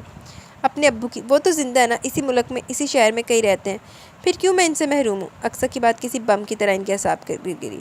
वो शख्स इस लायक नहीं कि इसके बारे में गुफ्तगू भी की जाए। बेहतर है कि तुम इसका ख्याल अपने दिल से निकाल दो। मुकर्रम अली को संभले तो नागवारी से जवाब देते हुए दोबारा इस किताब को उठा लिया जो अक्सा के आने से पहले पढ़ रहे थे।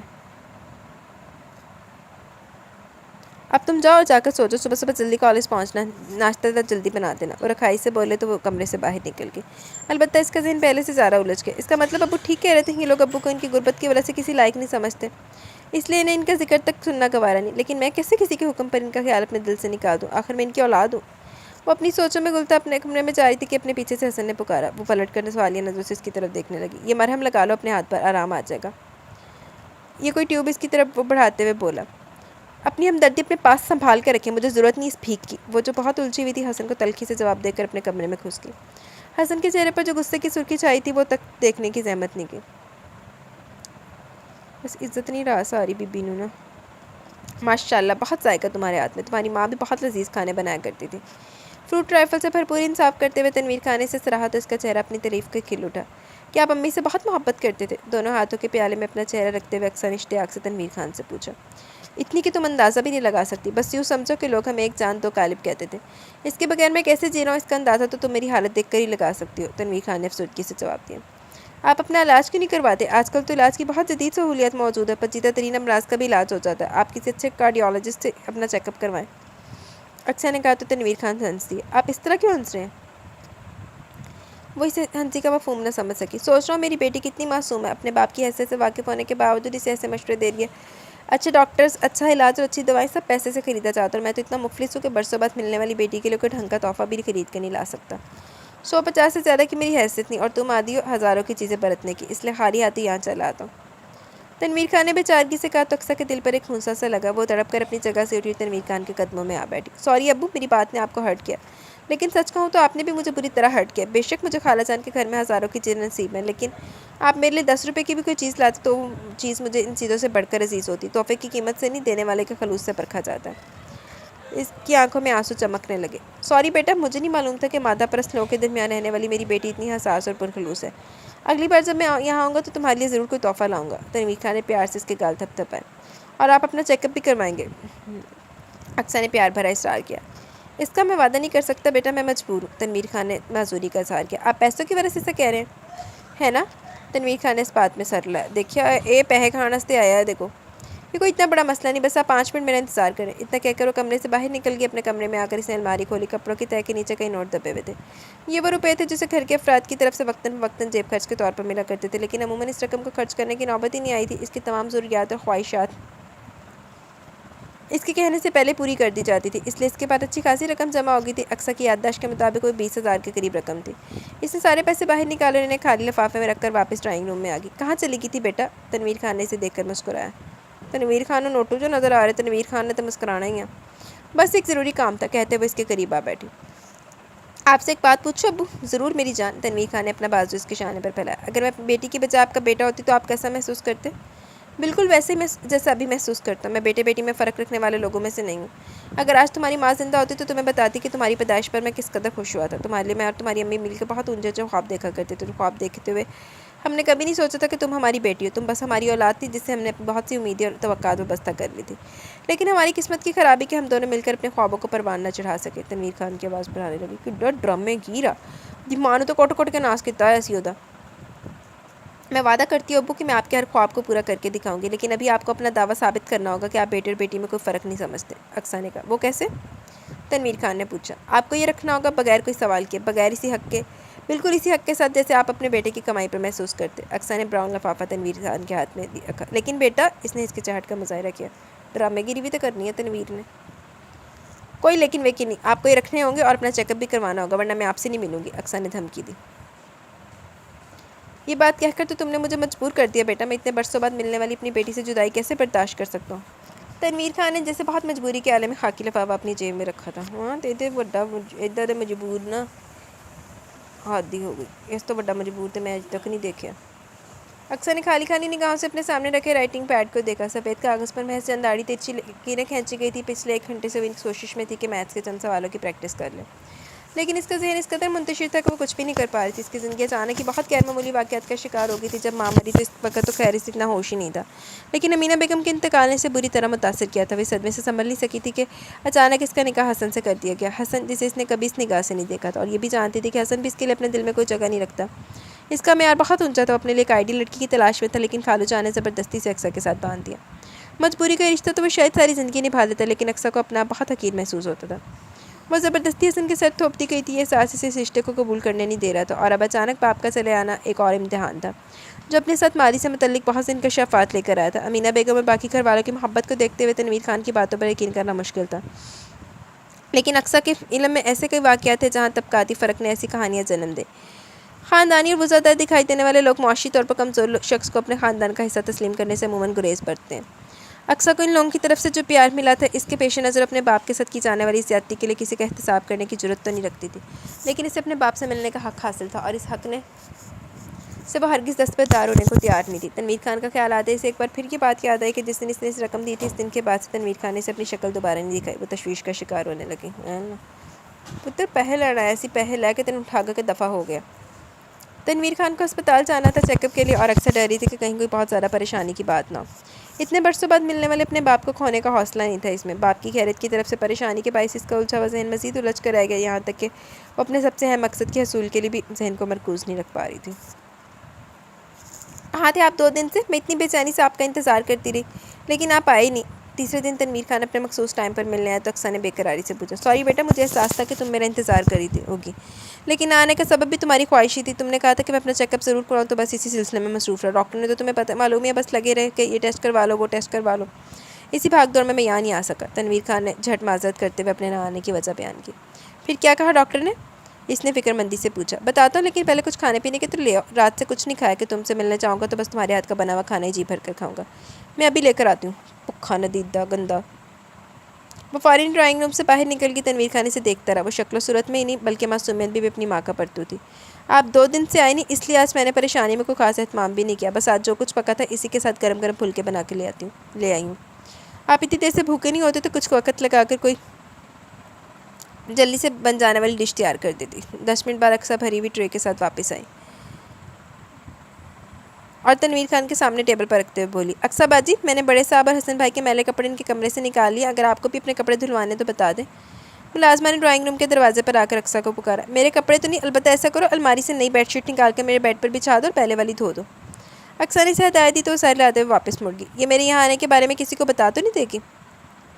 تنویر خان جو ملازمہ کو بغور دیکھ رہا تھا، اس کے جانے کے بعد اقصیٰ سے پوچھنے لگا۔ بالکل نہیں، اول تو یہ دوپہر میں خالو جان کے کالج سے واپس آنے سے پہلے چلی جاتی ہے، دوسرے میں نے خود بھی سے منع کر رکھا ہے کہ یہ فی الحال کسی کو آپ کے آمد محمد کے بارے میں نہ بتائے۔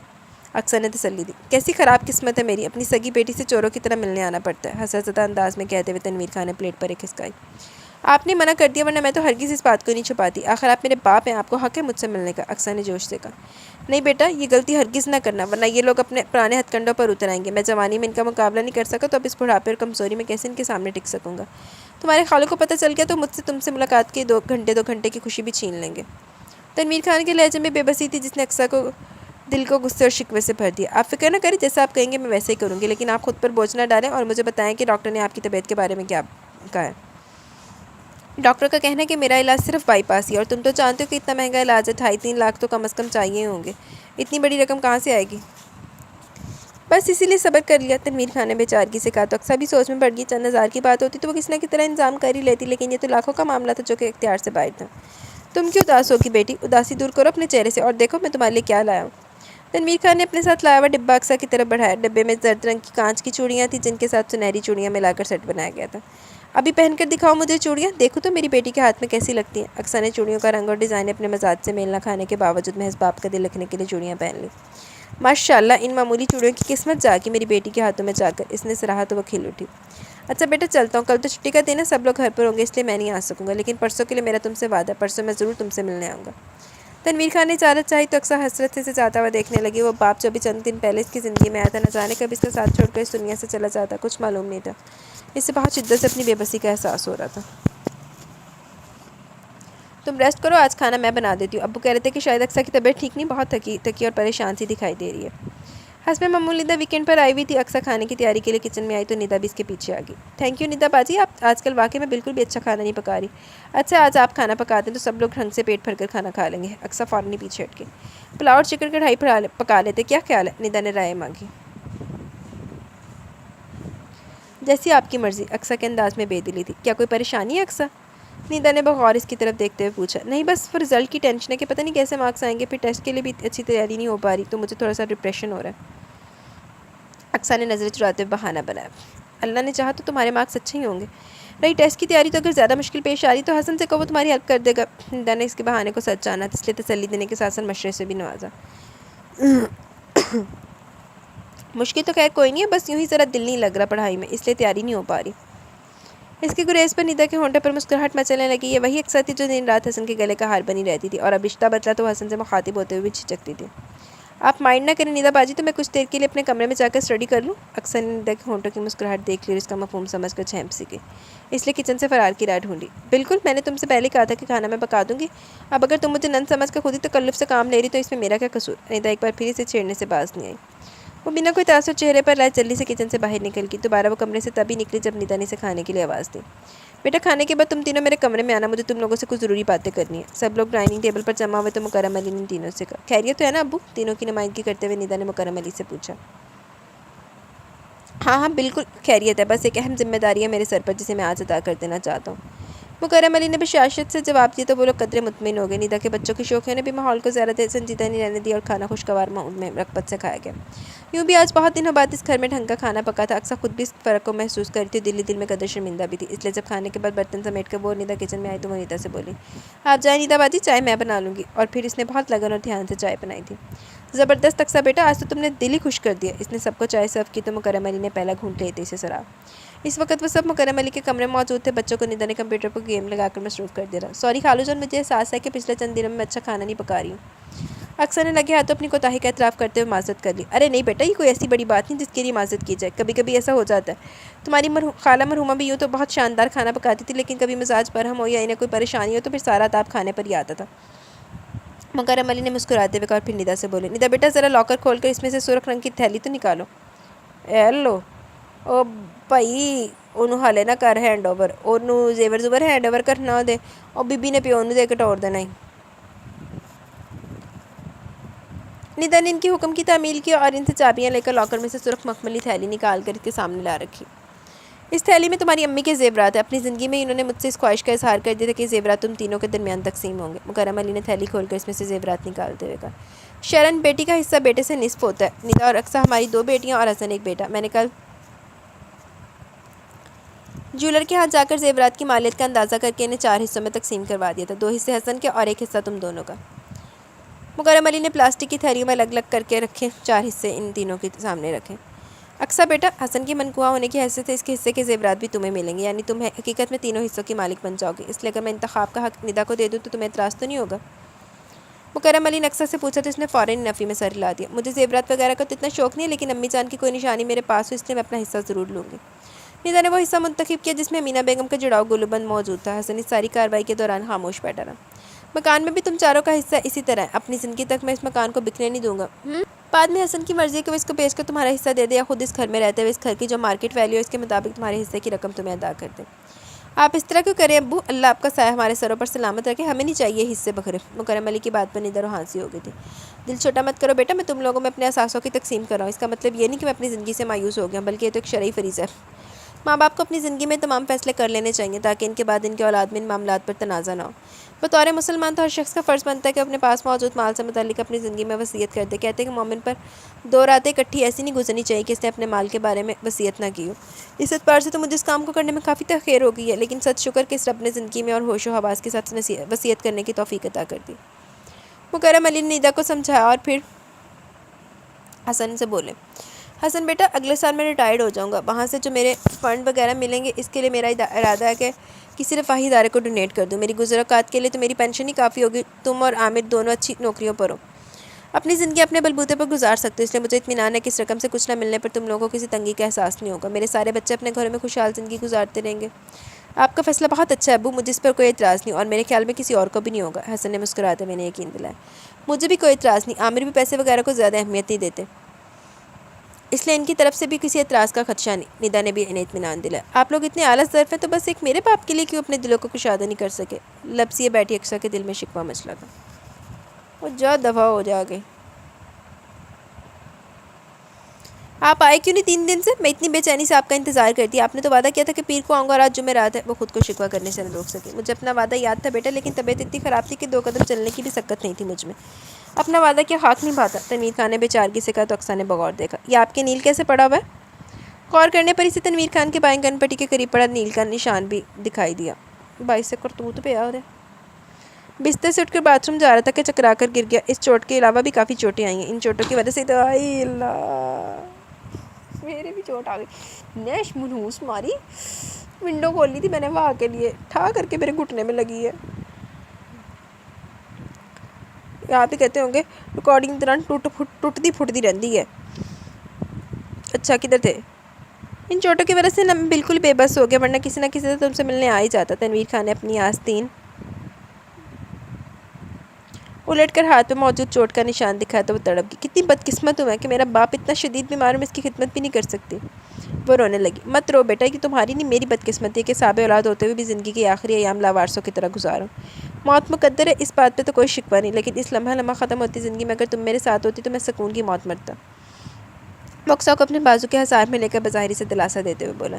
نہیں جینے دوں گی میں آپ کو یہ بے بسی کی زندگی. آپ کا علاج ہوگا اور آپ لمبی زندگی جئیں گے. اقصیٰ نے روتے روتے سر اٹھا کر بہت عزم سے کہا. وہ فیصلہ جو 3 دن سے نہیں کر پا رہی تھی بالکل اچانک ہو گیا. تم کر ہی کیا سکتی ہو بیٹا؟ اقصیٰ کی بات پر تنویر خان کے کان کھڑے ہوئے، لیکن بظاہر اس نے بہت لاچاری سے پوچھا. دیکھیا میں کیا سی نا، بڑا خبیث آدمی ہے. بس آپ دیکھتے جائیں. اقصیٰ جوش میں بولتی ہوئی ڈرائنگ روم سے باہر نکل گئی. تھوڑی دیر بعد واپس آئی تو اس کے پاس ایک سیاہ رنگ کا ہینڈ بیگ تھا. اس نے بڑا سا دوپٹہ خود پھیلا کر اوڑھا ہوا تھا. 2-3 گھنٹے میں واپس آ جاؤں گی، تب تک تم سارا کام نپٹا لینا. اور ہاں دیکھو، اگر خالو جان مجھ سے پہلے گھر واپس آ جائیں تو ان سے کہنا میں اپنی دوست سے ملنے ان کے گھر گئی ہوں. اس کے وہ اپنے پیچھے موجود ملازموں کو ہدایت دے کر تنویر خان کی طرف مڑی. چلیں ابو، ہمیں جلدی واپس بھی آنا ہے. یہ سب کیا ہے؟ کچھ مجھے بھی تو بتاؤ بیٹا. تنویر خان کا تجسس عروج پر تھا. آپ چلیں تو سب پتہ چل جائے گا. اقصیٰ نے تنویر خان کا بازو پکڑ کر کھینچا تو وہ جیسے مجبوراً اس کے پیچھے چل پڑا. باہر روڈ پر آ کر اس لوگوں نے ایک رکشہ رکوایا اور رکشہ اقصیٰ کی بتائی ہوئی منزل کی طرف دوڑانے لگا. مارکیٹ پہنچ کر اقصیٰ نے ایک جولر شاپ کا رخ کیا. یہ کچھ زیورات ہیں جنہیں میں بیچنا چاہتی ہوں. اقصیٰ نے اپنے ہینڈ بیگ سے زیورات کی تھیلی برآمد کی اور جیولر کے سامنے موجود کاؤنٹر پر رکھ دی. دیکھا میں نہ کہتی تھی مکرم علی تو کر لا وسیعتاں تے زیورات تقسیم، اور لانتی بیچ گئی سارا کچھ. آپ شاید انہیں بیچ کر نئے ڈیزائن کے زیورات خریدنا چاہتی ہیں. جیولر نے زیورات کا جائزہ لینے کے بعد اندازہ لگاتے ہوئے اقصیٰ سے پوچھا. جی نہیں، مجھے کچھ رقم کی ضرورت ہے، اس لیے میں ان زیورات کو بیچنا چاہتی ہوں. اقصیٰ نے اس کے اندازے کی تردید کی. رسیدیں تو ہوں گی آپ کے پاس ان زیورات کی؟ جیولر نے کچھ محتاط انداز میں پوچھا. جی بالکل. اقصیٰ نے اپنے بیگ سے رسیدیں بھی نکال کر سامنے رکھی تو مطمئن ہو گیا. آپ بیٹھے کچھ دیر انتظار کریں. ٹانکوں، کھوٹ اور نگینوں کا حساب کتاب کر کے زیورات کی قیمت کا تعین کرنے میں کچھ وقت لگے گا. جیولر نے کہا تو وہ تنویر خان ایک طرف موجود آرام دہ کرسیوں پر بیٹھ کے. خلاف توقع تنویر خان بالکل خاموش تھا اور اس نے اب تک کی کارروائی میں کوئی دخل نہیں دیا. جیولر شاپ میں ان لوگوں کی توقع سے کچھ زیادہ وقت لگ گیا. گھڑی کی تیزی سے بھاگتی سوئیوں نے اقصیٰ کو احساس دلایا کہ مکرم علی گھر واپس آ چکے ہوں گے، لیکن وہ مطمئن تھی کہ ملازموں کو پہلے اپنے تاخیر سے آنے کی صورت میں بہانہ بنا کر آئی تھی. 1,75,000 قیمت بنتی ہے ان زیورات کی. جیولر نے بتایا تو اقصیٰ کے چہرے پر کچھ مایوسی چھا گئی. یہ رقم اس کی امید اور ضرورت دونوں کے مقابلے میں کافی کم تھی، لیکن کیا ہی کیا جا سکتا تھا. اس نے حامی بھرتے ہوئے جیولر کو پیمنٹ دینے کا عندیہ دیا. ابو یہ رقم آپ کے علاج کے لیے اگرچہ کافی کم ہے، لیکن پھر بھی کچھ نہ کچھ ہو ہی جائے گا. میری ایک دوست کے فادر ڈاکٹر ہیں، میں ان سے بات کروں گی. وہ ہمارا رابطہ کسی سے ہارٹ سرجن سے کروا دیں گے جو کم فیس پر آپ کا آپریشن کرنے پر راضی ہو جائے. دکان سے باہر نکل کر اقصیٰ نے رقم تنویر خان کے حوالے کرنا چاہیے. نہیں بیٹا، میں تم سے روپے نہیں لے سکتا. لانتی خبیثہ بغیر تھا جدو بیچ دی پی سی ادو منہ دے بھی دندڑ پہ گئی سی تینوں. یہ زیورات یہ کرن تمہیں تمہاری خالہ جان کی طرف سے ملے تھے. میں اس پیسے کو اپنے علاج پر لگانا حرام سمجھتا ہوں. پہلے میں بھی کشمکش کا شکار تھی، لیکن پھر میں نے سوچا جن لوگوں کی وجہ سے آپ اس حال کو پہنچا، اگر ان کا پیسہ آپ کے علاج پر خرچ ہوتا تو اس میں ایسا کوئی حرج بھی نہیں ہے. ایک طرف سے ان لوگوں کی طرف سے آپ پر کی جانے والی زیادتی کا تاوان ہی ہو جائے گا. اقصیٰ نے تنویر خان کے انکار پر توجیہ پیش کی. لیکن پھر بھی بیٹا میں تم سے یہ رقم کیسے لے سکتا ہوں؟ تنویر خان نے ہچکچاہٹ کا مظاہرہ کیا. اگر آپ میری خوشی چاہتے تو آپ کو مجھ سے یہ رقم لینا ہی ہوگی. اقصیٰ نے اصرار کیا. تم نے مجھے بے بس کر دیا بیٹا. تنویر خان کو ناچار وہ رقم قبول کرنا پڑی. یہ تنویر خان وغیرہ بے بس میں نہیں دیکھی آج تک. اقصیٰ اور یہاں رکشے سے اترتی اقصیٰ کو پہچاننے میں سے فقط ایک لمحہ ہی لگا، لیکن وہ اس کے ساتھ موجود آدمی کو دیکھ کر تذبذب کا شکار ہو گیا تھا. اپنے جاننے والوں کی فہرست میں شخص کا نام و نشان بھی موجود نہیں تھا، لیکن اقصیٰ جس طرح اس شخص کے ساتھ موجود تھی اسے صاف لگ رہا تھا اس شخص کو بہت اچھی طرح سے جانتی ہے. حسن تجسس کے ہاتھوں مجبور ہو کر انہیں دیکھنے لگا. وہ آفس سے کسی ضروری کام کے سلسلے میں مارکیٹ تک آیا تھا، لیکن اس حیرت انگیز منظر نے اسے اس کا ضروری کام بھی بھلا دیا. اکثر وہ شخص ایک چولہا شاپ میں گئے۔ حسن ان کے باہر آنے کا انتظار کرنے لگا۔ اس کا انتظار بہت طویل ثابت ہوا۔ پچھلے چند روز سے اکثر جتنی ڈسٹرب دکھائی دیتی اس منظر کا یقیناً سے کوئی تعلق تھا۔ حسن وہ تعلق جاننا چاہتا تھا، اس لیے صبر سے انتظار کرتا رہا۔ بالآخر اس کا صبر رنگ لایا۔ باہر نکلنے کے بعد اکثر وہ آدمی کچھ دیر باہر کھڑے رہے۔ اکثر اس آدمی کو پھولا والا لفافہ دے رہی تھی جسے لینے سے شاید وہ انکار کرتا، لیکن بہرحال اکثر کے اصرار پر اس نے وہ لفافہ رکھ لیا اور پھر وہ لوگ حسن کی نظروں کے سامنے رکشے میں بیٹھ کر روانہ ہوں گے۔ ان کے جانے کے بعد حسن گاڑی سے اترا اور اسی جولر شاپ میں داخل ہو گیا۔ ابھی بھی یہاں میری بیوی آئی تھی، میں جاننا چاہتا ہوں کہ وہ کیا کچھ یہاں بیچ کر گئی ہے۔ اس نے محض اندازے کی بنیاد پر جولر سے سوال کیا۔ دیکھیے جناب، ہم نے باقاعدہ رسیدیں دیکھ کر زیورات خریدے، اس لیے آپ ہم سے کسی طرح کی پوچھ گچھ نہیں کر سکتے۔ جولر نے حفظ ما تقدم کے تحت حسن کو آگاہ کیا۔ میں آپ سے پوچھ گچھ نہیں کر رہا، میں صرف یہ چاہتا ہوں کہ آپ وہ زیورات مجھے ایک نظر دکھا دیں۔ وہ زیورات میری ماں کی نشانی ہے، لیکن میری بیوی کو ان کا ڈیزائن پسند نہیں، اس لیے وہ بہت دنوں سے انہیں بیچنے پر زور دے رہی تھی۔ اگر آپ نے مجھے وہ زیورات دکھا دی تو میں نے خود خرید لوں گا۔ میرے خیال میں آپ کو تو اس بات سے کوئی فرق نہیں پڑتا، آپ نے تو وہ زیورات کسی نہ کسی کو بیچنے ہی ہیں۔ حسن نے جولر کو مطمئن کرنے کے لیے بہانہ بنایا، جس پر اس نے اس بات میں سر لاتے ہوئے اپنے ساتھی کو زیورات لانے کو کہا۔ میں نے ان سے کہا تھا کہ اگر وہ نئے ڈیزائن کے زیور بنانا چاہتی ہے تو میری شاپ سے لے سکتی ہیں، لیکن انہوں نے کہا کہ انہیں رقم کی ضرورت ہے، اس لیے وہ زیورات بیچ رہی ہیں۔ جولر نے مزید بتایا، ہاں وہ چاہتی ہے کہ گھر کا فرنیچر وغیرہ چینج کر کے نئے سرے سے گھر کا انٹیریئر کیا جائے۔ اس سلسلے میں رقم چاہیے تھی، لیکن چونکہ میں انکار کر رہا تھا، شاید اس لیے اس نے راستہ ڈھونڈا۔ حسن شرمندہ سے بہانوں پر بہانے بنا رہا تھا۔ آج کل کی لڑکیاں ایسی عاقبت ناندیش ہیں، ظاہری شوشہ میں گھر لوٹا کر رکھ دیتی ہیں۔ بھلا بتاؤ، ساس نے کتنے چاؤ سے زیور چڑھایا ہوگا بہو کو، اور بہو نے ذرا سی خواہش کی خاطر میاں کے لمحے لائے بغیر بیچ ڈالا۔ شاپ پر موجود دو گاہک خواتین میں سے ایک عمر رسیدہ خاتون نے تبصرہ کیا۔ اس دوران جولر نے زیورات حسن کے سامنے رکھ دیے تھے۔ حسن نے فوراً ہی شناخت کر لی، اپنی ماں کی نشانی کو اتنی بے دردی سے اور بلا اجازت بیچ دینے پر اس اقصیٰ پر غصہ آنے لگا۔ اگر آپ یہ زیورات خریدنا چاہتے تو 2.5 لاکھ روپے ادا کر دیں، میں یہ سارا زیور آپ کے حوالے کر دوں گا۔ جولر، جس نے اقصیٰ کی کم عمری اور ناتجربہ کاری کو دیکھتے ہوئے زیورات کی قیمت بہت کم لگائی تھی، لاکھ لعنت ہے تیرے پہ، حسن کی بے قراری دیکھ کر عیاری سے بولا، ٹھیک ہے، فی الحال آپ کو 50,000 روپے پیمنٹ کر سکتا ہوں، آپ مجھے رسید بنا دیں، کل میں آپ کو باقی کی رقم دے کر زیورات لے جاؤں گا۔ حسن نے اپنا کریڈٹ کارڈ نکال کر جولر کے سامنے رکھا اور اس کے کارڈ میں فی الحال اتنی اماؤنٹ کی گنجائش تھی۔ جولر نے اسے رسید بنا کر دے دی۔ وہ شاپ سے باہر نکل آیا۔ فی الحال اسے آفس واپس جانے کا ارادہ ترک کر دیا۔ اس نے آفس کال کر کے اپنے نانے کی اطلاع دی اور گھر کی طرف روانہ ہو گیا۔ وہ اپنی گلی سے کچھ فاصلے پر تھا تو اس نے اقصیٰ کو رکشے سے گلی کے کونے پر اترتے دیکھا۔ حسن کے نزدیک آنے سے پہلے رکشہ روانہ ہو چکا تھا۔ وہاں سے پیدل چل کر گھر کی طرف جاتی اقصیٰ کے قریب زن سے گاڑی نکال کر لے گیا اور گیٹ پر پہنچ کر زوردار ہارن دیا۔ اقصیٰ نے حسن کی گاڑی کو تیزی سے اپنے برابر سے گزرتے دیکھا اور تھک سے رہ گئی۔ اسے اندازہ تھا کہ حسن نے اسے تنویر خان کے ساتھ رکشے سے اترتے دیکھ لیا ہوگا۔ اس کا دل بری طرح دھڑکنے لگا۔ ابھی وہ خود بھی حسن کا سامنا کرنے کی خود میں ہمت نہیں پا رہی تھی۔ وہ مرے مرے قدموں سے گھر کی طرف بڑھنے لگی۔ اس کے گیٹ تک پہنچنے سے قبل ہی گیٹ کھل چکا تھا اور حسن گاڑی اندر لے گیا۔ چلو بھائی، اچھا اقصیٰ بھی آ گئی، اب سب مل کر ہی لنچ کریں گے۔ مکرم علی جو گیٹ بند کر رہے تھے اقصیٰ کو دیکھ کر بولے، یہ آج تم جلدی گھر کیسے آ گئے؟ انہیں خیال آیا تو وہ پلٹ کر گاڑی سے اترتے حسن سے پوچھنے لگے۔ کچھ طبیعت ٹھیک نہیں لگ رہی تھی، اس لیے سوچا گھر چل کر تھوڑی دیر ریسٹ کر لوں۔ گھر کے اندرونی حصے کی جانب طرف جاتی اقصیٰ نے حسن کی سنجیدہ آواز سنی اور کچن کی طرف بڑھ گئی۔ ملازمہ واپس آ چکی تھی اور کچن میں کھانا جوں کا توں رکھا تھا۔ اقصیٰ خاموشی سے کھانا ڈائننگ ٹیبل پر لگانے لگی۔ لعنتی عورت، دماغو ویلی، بڑی سخت بھوک لگ رہی تھی، لیکن اکیلا تھا اس لیے کھانے کا دل ہی نہیں چاہ رہا تھا۔ اچھا تم دونوں آ گئے، اب سب ساتھ مل کر کھانا کھائیں گے۔ مکرم علی نے ایک بار پھر ان دونوں کی آمد پر خوشی کا اظہار کیا۔ میں تو اپنی دوست کے ساتھ کھانا کھا کر آئی ہوں، آپ دونوں کھانا کھا لیں۔ مارکیٹ سے واپس آتے ہوئے تنویر خان کے اسٹار پر ایک فاسٹ فوڈ شاپ سے اس نے برگر اور کولڈ ڈرنک لے لی تھی، اسی وجہ سے اسے گھر پہنچنے میں مزید دیر ہو گئی اور وہ پچھتا رہی تھی کہ اس نے تنویر خان کی بات کیوں مانی۔ اگر وہ سیدھی گھر آ جاتی تو حسن سے اس طرح سامنا نہ ہوتا۔ وہ جانتی تھی کہ فی الحال حسن مکرم علی کی موجودگی کی وجہ سے خاموش ہے، لیکن بعد میں اس سلسلے میں باز پرس ضرور کرے گا۔ وہ اس کے لیے خود کو ذہنی طور پر تیار کرنے کی کوشش کرتی۔ ملازمہ نے بتایا تھا کہ مجھے تم اپنی دوست سے ملنے گئی ہو۔ مجھے بڑی حیرت ہوئی کہ تم نے پہلے تو اپنا اس سے کوئی ارادہ ظاہر نہیں کیا تھا اور نہ ہی تم کبھی اس طرح اکیلی اپنے دوستوں کے گھر جاتی ہو۔ کیا کوئی ایمرجنسی تھی؟ مکرم علی نے اقصیٰ کے انکار پر پوچھا۔ جی ہاں، اس کی امی کی طبیعت خراب تھی اور وہ اکیلی گھبرا رہی تھی، اس لیے جب اس نے فون کر کے اپنے گھر آنے پر اسٹار کیا تو میں منع نہیں کر سکی۔ اقصیٰ نے بہانہ بنایا، لیکن اس کے چہرے سے گھبراہٹ صاف ظاہر تھی، جسے حسن نے بطور خاص نوٹ کیا۔ اچھی بات ہے، ضرورت کے وقت دوست ہی دوست کے کام آتے ہیں۔ اقصیٰ کی گھبراہٹ کو نوٹ تو مکرم علی نے بھی کیا، لیکن وہ یہی سمجھے کہ وہ بنا اجازت جانے پر خوف سے گھبرا رہی ہے، اس لیے اس کی تشفی کے لیے نرم لہجے میں بولے، لیکن حسن کی خود پر جمی نگاہوں کو محسوس کرتی اقصیٰ کو ماتھے پر ابھرنے والے پسینے کے قطروں کو بار بار ٹیشو پیپر سے صاف کرنا پڑ رہا تھا۔ اقصیٰ سارا دن منتظر رہی کہ حسن اسے تنویر خان کے متعلق کسی قسم کا استفسار کرے گا، لیکن حسن کی طرف سے مکمل خاموشی تھی۔ دوسرے دن وہ اپنے معمول کے مطابق آفس نہیں گیا۔ اقصیٰ ڈرتی رہی کہ کہیں اس کی موجودگی میں تنویر خان اس سے ملنے نہ آ جائے، لیکن خیر رہی۔ حسن اپنے معمول سے تقریباً 1 گھنٹہ لیٹ ہو گھر سے روانہ ہوا۔ اس دوران کام والی لڑکی نے آ کر صفائی وغیرہ کا کام شروع کر دیا۔ جب وہ صفائی کے لیے حسن کے کمرے میں گئی تو حسن نے اس سے کچھ سوالات کیے۔ حسن کے سخت لہجے کی وجہ سے ملازموں کو ان سوالوں کے ٹھیک جوابات دینے پڑے، لیکن یہ بات اکثر کے علم میں نہیں آ سکی۔ تنویر خان اپنے معمول کے وقت پر اکثر سے ملنے آیا اور اس نے آتے اکثر کے چہرے سے اس کی پریشانی کو بھانپ لیا۔ کیا بات ہے، آج میری گڑیا کے چہرے پر روزانہ جیسی رونق نہیں؟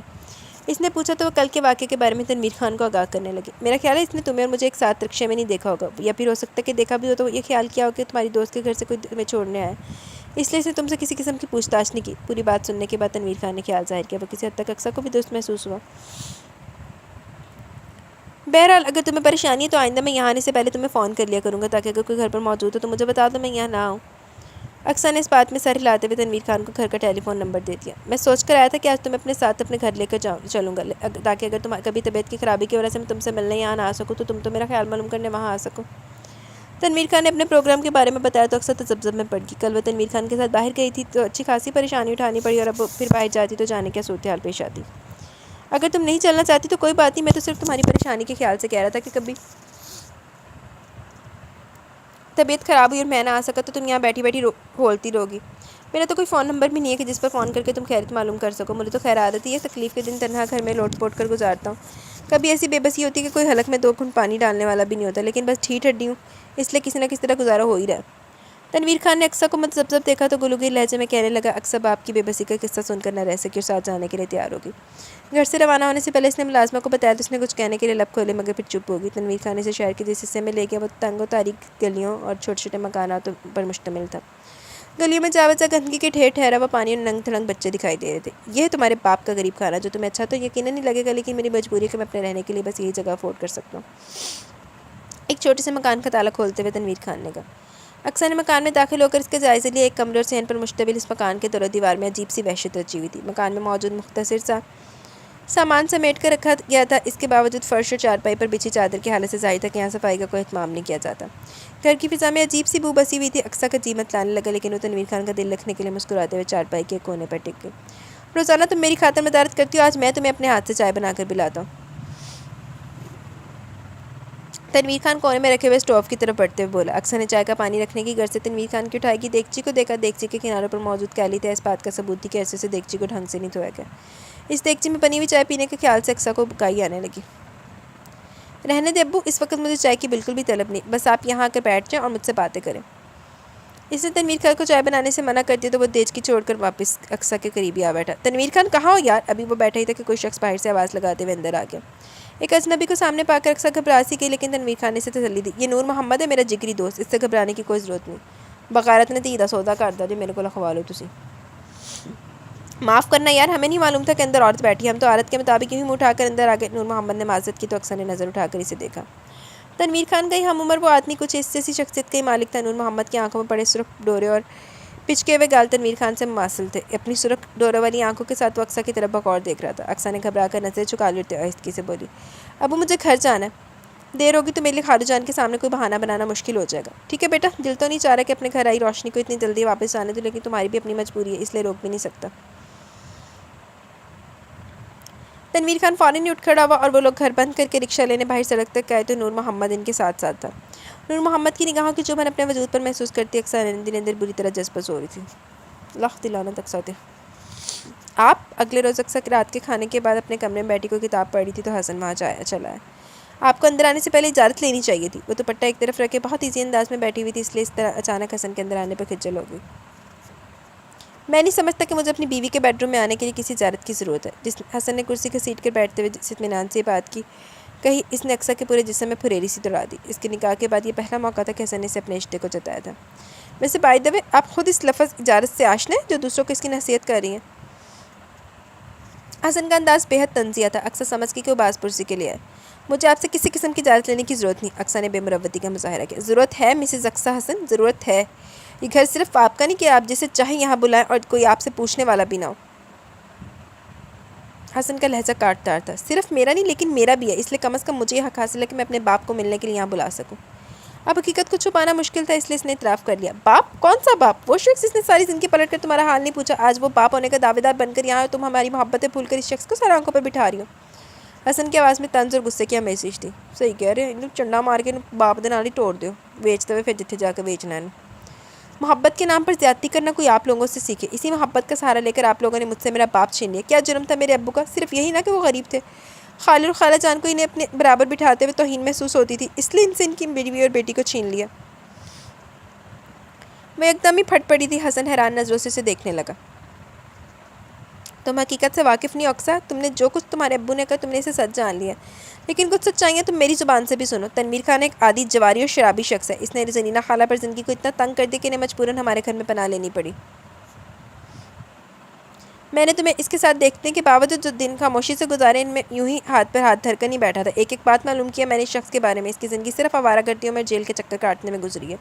اس کے سگے بھائی نے اسے تعلقات ختم کر رکھے ہیں. ابھی پچھلے ہفتے پولیس اسے جوئے کے گڈھے سے اٹھا کر لے گئی. 2 دن تک حوالات میں رہنے کے بعد اپنے کسی دوست کی مدد سے باہر نکلنے میں کامیاب ہوا تھا. یہاں اس نے کیوں اور کس مقصد کے آنا شروع کیا یہ تو وہ زیادہ بہتر جانتا ہے، لیکن میں تمہیں خبردار کر دینا چاہتا ہوں کہ جو کچھ نقصان ہو چکا ہے بس اسی پر اکتفا کر لو اور ہمارے ساتھ ساتھ خود پر ظلم نہ کرو.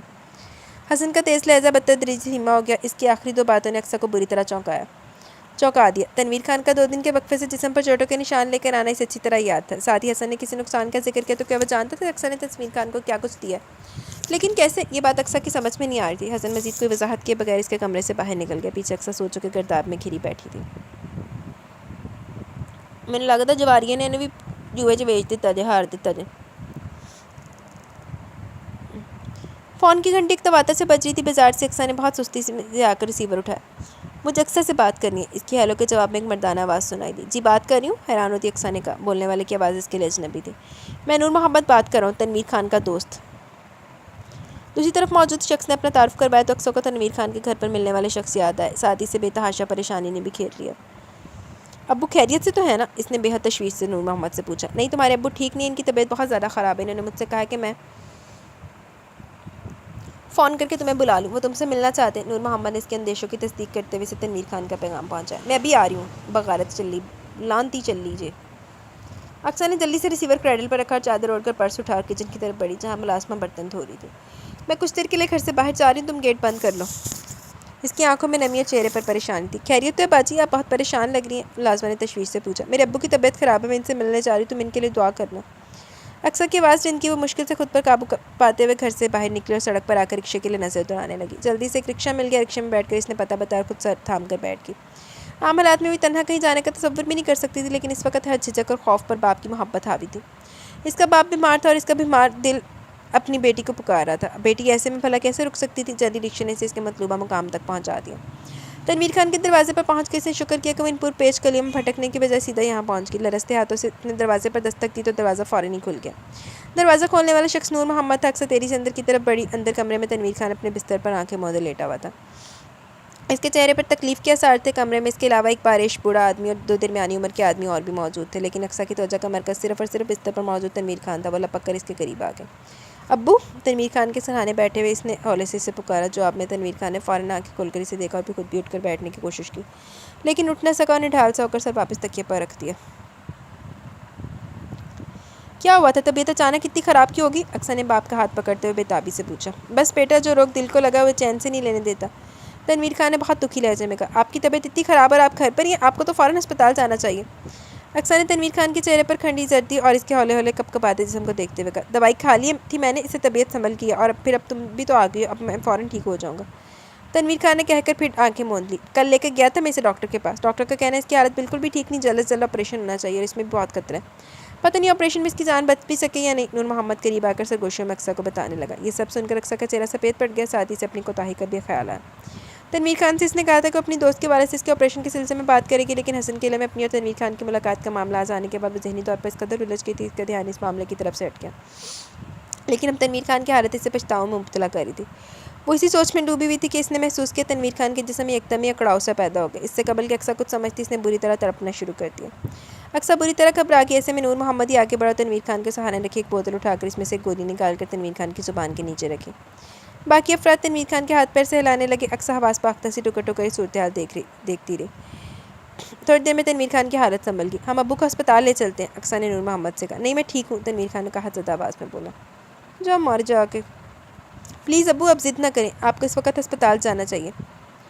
جانے کی ضرورت ہے، اقصیٰ نے تنویر خان کا ہاتھ تھامتے ہوئے ملتجی لہجے میں کہا. وہ اپنے ایک اور رشتے کو کھونے کے لیے ہرگز تیار نہیں تھی۔ اس کی آنکھوں سے بار بار آنسو بہہ نکلتے تھے جنہیں اسے صاف کرنے کا تک کا ہوش نہیں تھا۔ میری ایک بات مانو گی اقصیٰ؟ ایک دم ہی تنویر خان نے اپنے ہاتھ میں موجود اقصیٰ کے ہاتھوں پر اپنا دوسرا ہاتھ رکھتے ہوئے بڑی آس سے پوچھا۔ ایک نہیں 100 باتیں مانوں گی، لیکن پہلے ہسپتال چلیں، اس نے ضد کی۔ نہیں بیٹا، ہسپتال جا کے زندگی بڑھ جائے گی، اس کی کیا گارنٹی ہے، لیکن اگر تم میری بات مان لو تو تمہارے باپ کی سوتی بھی لگتی زندگی کو خوشی ضرور مل جائے گی۔ میں مرنے سے پہلے اپنی بیٹی کی خوشی دیکھنا چاہتا ہوں، اسے دلہن بنا دیکھنا چاہتا ہوں۔ تنویر خان کی بات نے اقصیٰ کو گنگ کر دیا۔ تم بس ایک ہاں کر دو تو تمہارے باپ کا ڈوبتا دل سنبھل جائے۔ یہ محلے کے مولوی صاحب اور 2 لوگ یہاں بیٹھے، ان کے سامنے میں تمہارا نکاح اپنی پسند کے آدمی سے کروا دیتا ہوں، پھر تمہارا جہاں دل چاہے مجھے وہاں لے جانا۔ تمہاری خوشی دیکھنے کے بعد میں ہنس کے موت کو گلے لگا لوں گا۔ تنویر خان رکت بھرے لہجے میں کہہ رہا تو اقصیٰ کے حواس اس کا ساتھ چھوڑتے۔ یہ نہیں ہو سکتا، ابھی آ کر اس نے لرزتی ہوئی آواز میں جواب دیا۔ کیوں نہیں ہو سکتا؟ کیا تم اپنے باپ پر بھروسہ نہیں، کہ تم اپنے باپ کو اتنا بھی مان نہیں دے سکتی کہ وہ اپنی پسند کی شخص سے تمہاری شادی کر سکے، یا پھر تم مجھے اس لائق ہی نہیں سمجھتی کہ میں تمہاری زندگی کے بارے میں کوئی بھی فیصلہ کر سکوں؟ تنویر خان کا سانس پھولنے لگا۔ یہ بات نہیں ابو، لیکن میں مجبور ہوں، میرا نکاح حسن سے ہو چکا ہے۔ اقصیٰ کے انکشاف نے کمرے میں موجود افراد پر سختہ طاری کر دیا۔ تنویر خان، تو نے مجھے دھوکہ دیا، اپنی پہلے سے نکاحی بیٹی کا لالچ دے کر مجھ سے اتنی بڑی رقم اینٹھ لی تو نے۔ اس ساکھ ماحول کو نور محمد کی غصے سے بھرپور آواز نے توڑا، جو اپنی بات کہنے کے بعد تنویر خان کی طرف لپکا۔ شدید بیماری کا ناٹک کرنے والا تنویر خان پھرتی سے بستر چھوڑ کر کھڑا ہو گیا۔ اب وہ اور نور محمد ایک دوسرے کے ساتھ گتھم گتھا تھے، اور اقصیٰ ساکھ سی کھڑی منظر دیکھ رہی تھی۔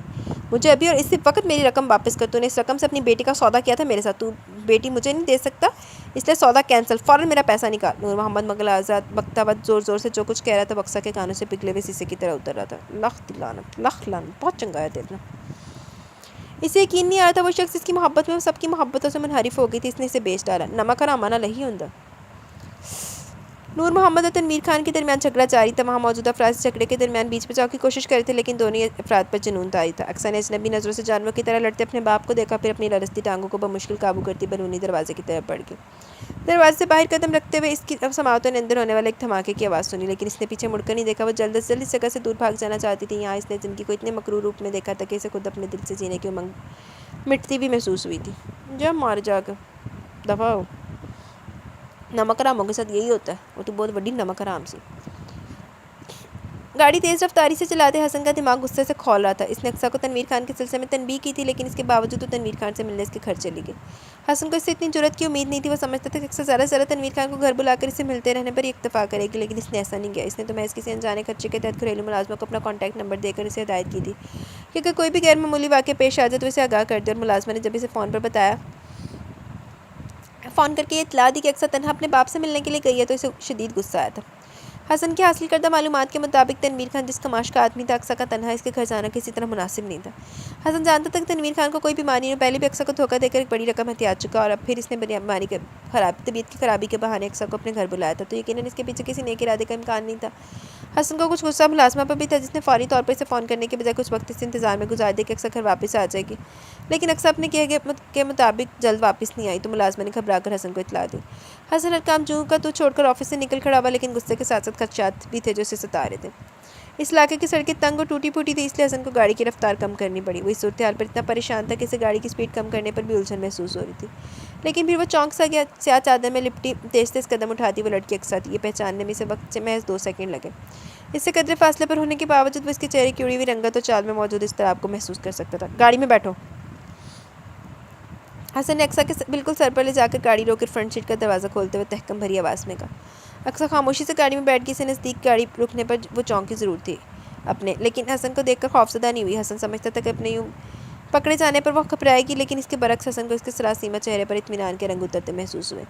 گاڑی میں بیٹھتے اس نے بہت تھکے ہوئے انداز میں اپنا سر سیٹ کی پشت سے ٹکا کر آنکھیں موند لی۔ حسن جو اسے سخت سنانا چاہتا تھا لب پھینچ کر رہ گیا۔ اسے محسوس ہوا کہ اقصیٰ کسی انہونی سے گزر کر آئی ہے۔ وہ خوفزدہ نہیں دکھی بھی محسوس ہو رہی تھی، چنانچہ اسے کچھ بھی کہنے کا ارادہ ملتوی کر کے وہ خاموشی سے ڈرائیو کرتا رہا۔ اتنے تکا مار کے جہاں نور محمد ریزرو کر دی۔ گھر پہنچنے پر اقصیٰ زبان سے ایک لفظ کہے بنا گاڑی سے اتری اور سیدھی اپنے کمرے میں چلی گئی۔ حسن نہیں جانتا تھا کہ اس کے شکست کردہ انداز کے پیچھے کیا وجوہات ہے، لیکن کچھ تو ہوا تھا، اس کا اسے یقین تھا، اور یہ بھی جانتا تھا کہ فی الحال اقصیٰ سے کچھ نہیں بتائے گی۔ ایک گہرا سانس لیتے ہوئے اس نے اپنے اضطراب کو پرسکون کرنے کی کوشش کی، پھر باہر نکل گیا۔ اسے آفس واپس جانا تھا کہ بہت سے ادھورے کام اس کے منتظر تھے۔ اقصیٰ باجی، آپ کو حسن بھائی بلا رہے ہیں۔ وہ بستر پر لیٹی ہوئی چھت کو گھوری تھی کہ ملازمہ نے اسے پیغام دیا۔ اقصیٰ نے سر گھما کر وال کلاک کی طرف دیکھا۔ 10:30 بج رہے تھے۔ اس وقت حسن کے گھر پر ہونے کا مطلب تھا کہ آج اس نے آفس کی چھٹی کی تھی۔ اقصیٰ پچھلے کئی دنوں سے حسن کے سامنے نہیں گئی تھی۔ جو کچھ تنویر خان نے کیا وہ بحیثیت بیٹی اس کے لیے بے حد تکلیف میں تھی۔ تکلیف دہ تھا۔ وہ شرمندہ تھی کہ اس نے ایک بدگمان شخص کی باتوں میں آ کر زندگی پر خود پر احسان کرنے والوں کے خلوص پر شک کیا۔ ایک طرف اپنی احسان فراموشی پر شرمندگی تھی تو دوسری طرف تنویر خان کے گھنونے روپ نے اسے شدید صدمہ پہنچایا تھا۔ نمک اور امانہ لہی کچھ ہوندہ بھائی۔ وہ تصور بھی نہیں کر سکتی تھی کہ مظلومیت کا لبادہ اڑ کر برسوں بعد ملنے والا اس کا باپ اسے بازار میں ملنے والی کسی جنس کی طرف فروخت کر چکا ہے۔ شدید دکھ اور شرمندگی نے اقصیٰ کے اعصاب کو بری طرح متاثر کیا۔ وہ کئی دن تک بیمار پڑی رہی۔ بیماری کے عرصے میں ریدا اس کے پاس رکی ہوئی تھی۔ اپنے بچوں کی پڑھائی، شوہر کی ذمہ داری اور سسرال کے جھمیلے سب کچھ چھوڑ کے اس نے اقصیٰ کی تیمارداری کی۔ اسے احساس ہو رہا تھا کہ سب یوں ہی تو نہیں تھا۔ اتنی قربانیاں تو بس محبت میں دی جاتی اور اقصیٰ ان محبتوں کی ناقدری کے جرم کی مرتکب ہوئی تھی۔ وہ جتنا پچھتاتی کم تھا۔ خالو جان بھی اس کی بیماری کے عرصے میں اس کے لیے بہت متفکر ہے۔ انہوں نے اس کے لیے فریج میں تازہ پھل اور جوسز کا ڈھیر لگا دیا۔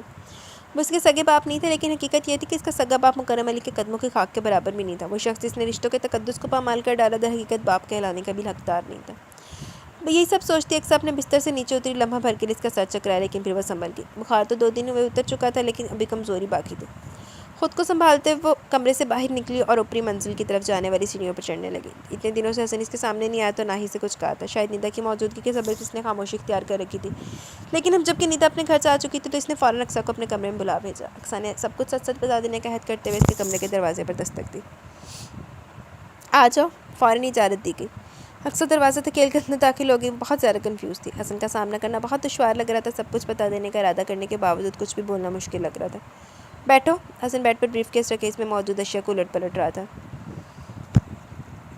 سر اٹھا کر اقصیٰ کو دیکھے بغیر اس نے کہا۔ اقصیٰ فوراً ایک کرسی پر ٹکی۔ 3 دن پہلے تمہارا رزلٹ آ گیا تھا۔ تمہیں انفارم اس لیے نہیں کیا، تمہاری طبیعت ٹھیک نہیں تھی اور اس پہ توقع رزلٹ نہ پا کر تم مزید ڈپریسڈ ہو سکتی تھی۔ حسن نے بے حد سنجیدگی سے جو اطلاع دی وہ عام حالات میں یقیناً اس کے لیے بہت سنگین ثابت ہوتی، لیکن اب تو ایسے حالات سے گزر آئی تھی کہ یہ بات معمولی محسوس ہو رہی تھی۔ ہم سب جانتے ہیں کہ این ایگزامس کے دنوں میں امی کی وفات اور اچانک نکاح نے تمہیں جس ذہنی کرب میں مبتلا کیا، اس کے اثرات تمہارے رزلٹ پر بھی پڑے ہیں، لیکن تم فکر نہ کرو، میں نے معلومات حاصل کرنی ہے۔ 1-2 اچھی پرائیویٹ یونیورسٹیاں جو ٹیسٹ کی بنیاد پر ایڈمیشن دیتی ہیں۔ ابھی تمہارے پاس کچھ دن ہے، تم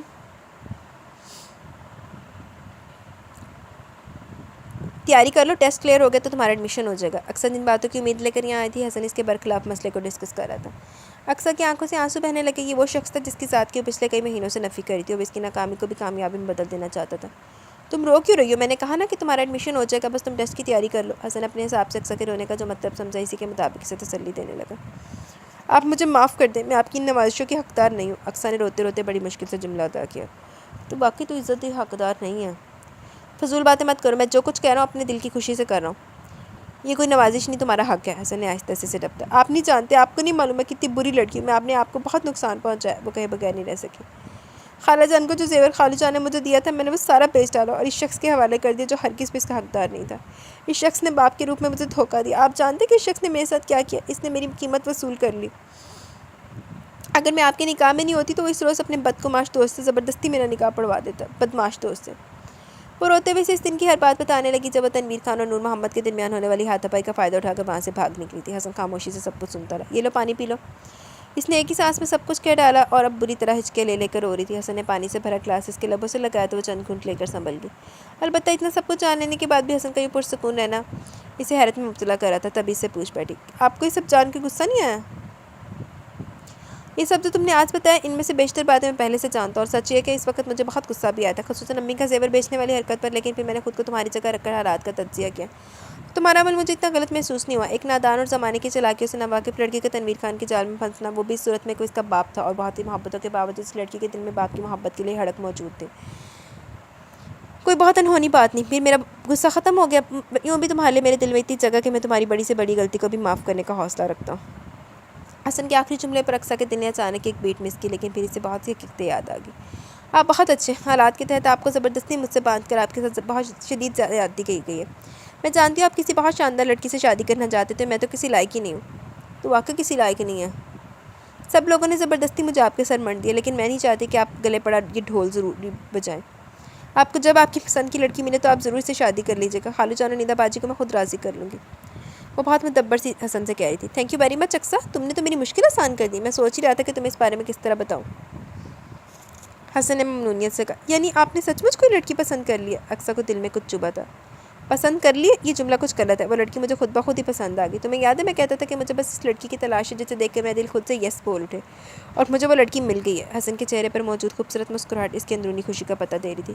کون ہے وہ؟ مجھے بھی ملوائیں، خود پر جبر کرتے ہوئے اقصیٰ حسن کی خوشی کا ساتھ دینے کی پوری کوشش کر رہی تھی۔ مل بھی لینا، لیکن فی الحال تو اس کی تصویر دیکھ لو۔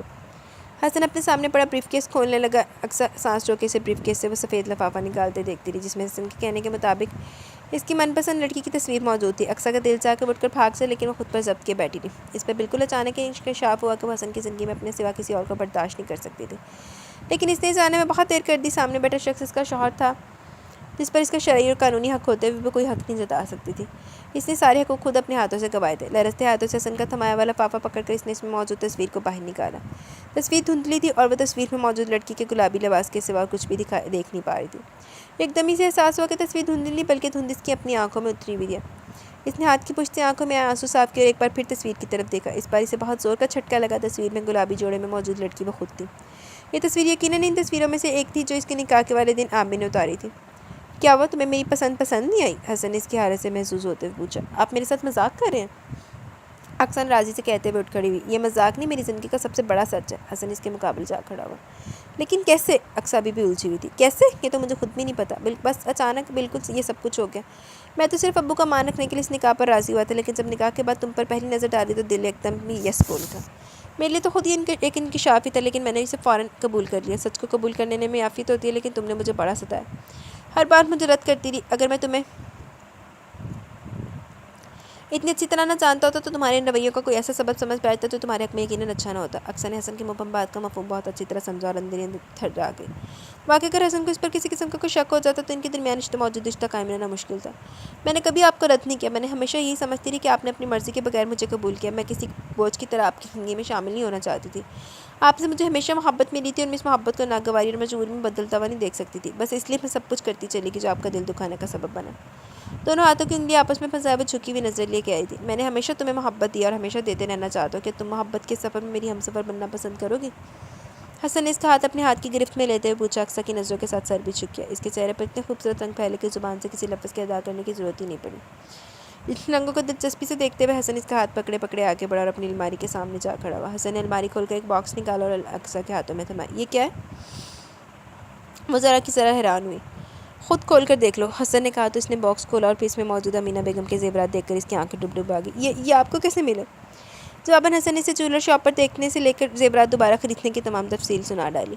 یہ سب سن کر اقصیٰ خود پر بالکل بھی قابو نہیں رکھ سکی اور حسن کے شانے پر سر ٹکا کر رو پڑی جان 2.5 لاکھ لباتا منڈے دا بیٹھے بٹھائے۔ حسن اپنے دوسرے ہاتھ سے اس کے بالوں کو سہلاتے ہوئے تسلی دینے لگا۔ اقصیٰ کے آنسو اسے تکلیف دے رہے تھے، وہ کبھی بھی اسے دکھی نہیں دیکھنا چاہتا تھا۔ شاید یہی وجہ تھی کہ اس نے اقصیٰ سے تنویر خان کا انجام چھپا لیا۔ تنویر خان اور نور محمد کے درمیان ہونے والے اس جھگڑے میں تنویر خان نے نور محمد پر گولی چلا دی تھی، جس پر نور محمد موقع پر ہی ہلاک ہو گیا۔ تنویر خان آج کل پولیس کی تحویل میں تھا اور اس کے سابقہ مجرمانہ ریکارڈ کی موجودگی میں اس کے قتل کے اس مقدمے سے بچ نکلنے کی کوئی امید نہیں تھی۔ تنویر خان نے نور محمد اور اپنے درمیان ہونے والے تنازع کی اصل وجوہات بیان نہیں کی اور اس جھگڑے کو دو جواریوں کے درمیان پیسے پر ہونے والے جھگڑے پر ہی محمول کر دیا۔ موقع پر موجود باقی 3 افراد نے بھی معاملے میں اپنی زبانیں بند رکھی تھیں اور تھانے کچہری کے چکر میں پڑنے کے بجائے خود کو الگ رکھنا مناسب سمجھا۔ یوں اس سارے قصے میں اقصیٰ کا نام کہیں پر بھی نہیں آیا، جس کے لیے حسن اللہ کا شکر گزار تھا۔ اقصیٰ اس کی بیوی تھی اور اس کو کسی کوتاہی کو اپنے سگے باپ اور بہن کے لمحے بھی نہیں آنے دینا چاہتا تھا۔ اچانک گیٹ پر کسی کی گاڑی کے رکنے اور پھر ہارن کی آواز سنائی دی۔ حسن نے ہاتھ بڑھا کر کھڑکی کا پردہ ہٹا اور باہر جھانکا۔ نصرت پھپھو اور عصمت پھپھو آئی ہیں۔ باہر دیکھتے ہوئے اس نے اقصیٰ کو اطلاع دی تو وہ رونا بھول کر ایک جھٹکے سے اس سے الگ ہوئی۔ رک جاؤ نا یار، اچھا یہ ہم میری دونوں پھپھیاں یہ منظر دیکھ لیں گے تو نکاح کی طرح رخصتی بھی ابھی کھڑے کھڑے انجام پا جائے گی۔ حسن نے اقصیٰ کو تنگ کرنے کے لیے اس کا ہاتھ مضبوطی سے تھام لیا۔ رخصتی میرے ٹیسٹ کے بعد کروا لیجیے گا، وہ گھبرا کر جلدی سے بولی۔ نہیں بھائی، تمہارا کوئی بھروسہ نہیں، بعد میں تم رخصتی کی تاریخ اپنی تعلیم مکمل ہونے تک پڑھوا لو گے۔ حسن نے اس کا ہاتھ نہ چھوڑا۔ میں ایسا نہیں کروں گی، اب تو خود میرے لیے آپ سے دور رہنا ممکن نہیں۔ دونوں پھپھیوں کی دہشت ہی تھی شاید جس نے اقصیٰ سے اتنا واضح اعتراف کروا ڈالا۔ تمہاری زبان سے اعتراف سن کر اب تو میرا اور بھی دل نہیں چاہ رہا تمہیں یہاں سے جانے دوں۔ حسن نے اسے زج کرنے پر تلا ہوا تھا۔ پلیز حسن۔ حسن کو اس کے اپنا نام پکارنے کی ادا اتنی بھائی کہ فوراً اس کی درخواست قبول کرتے ہوئے اس کا ہاتھ چھوڑ دیا۔ اقصیٰ سرپٹ باہر کی طرف دوڑی۔ اس کے اس انداز پر حسن کے ہونٹوں پر مسکراہٹ پھیل گئی۔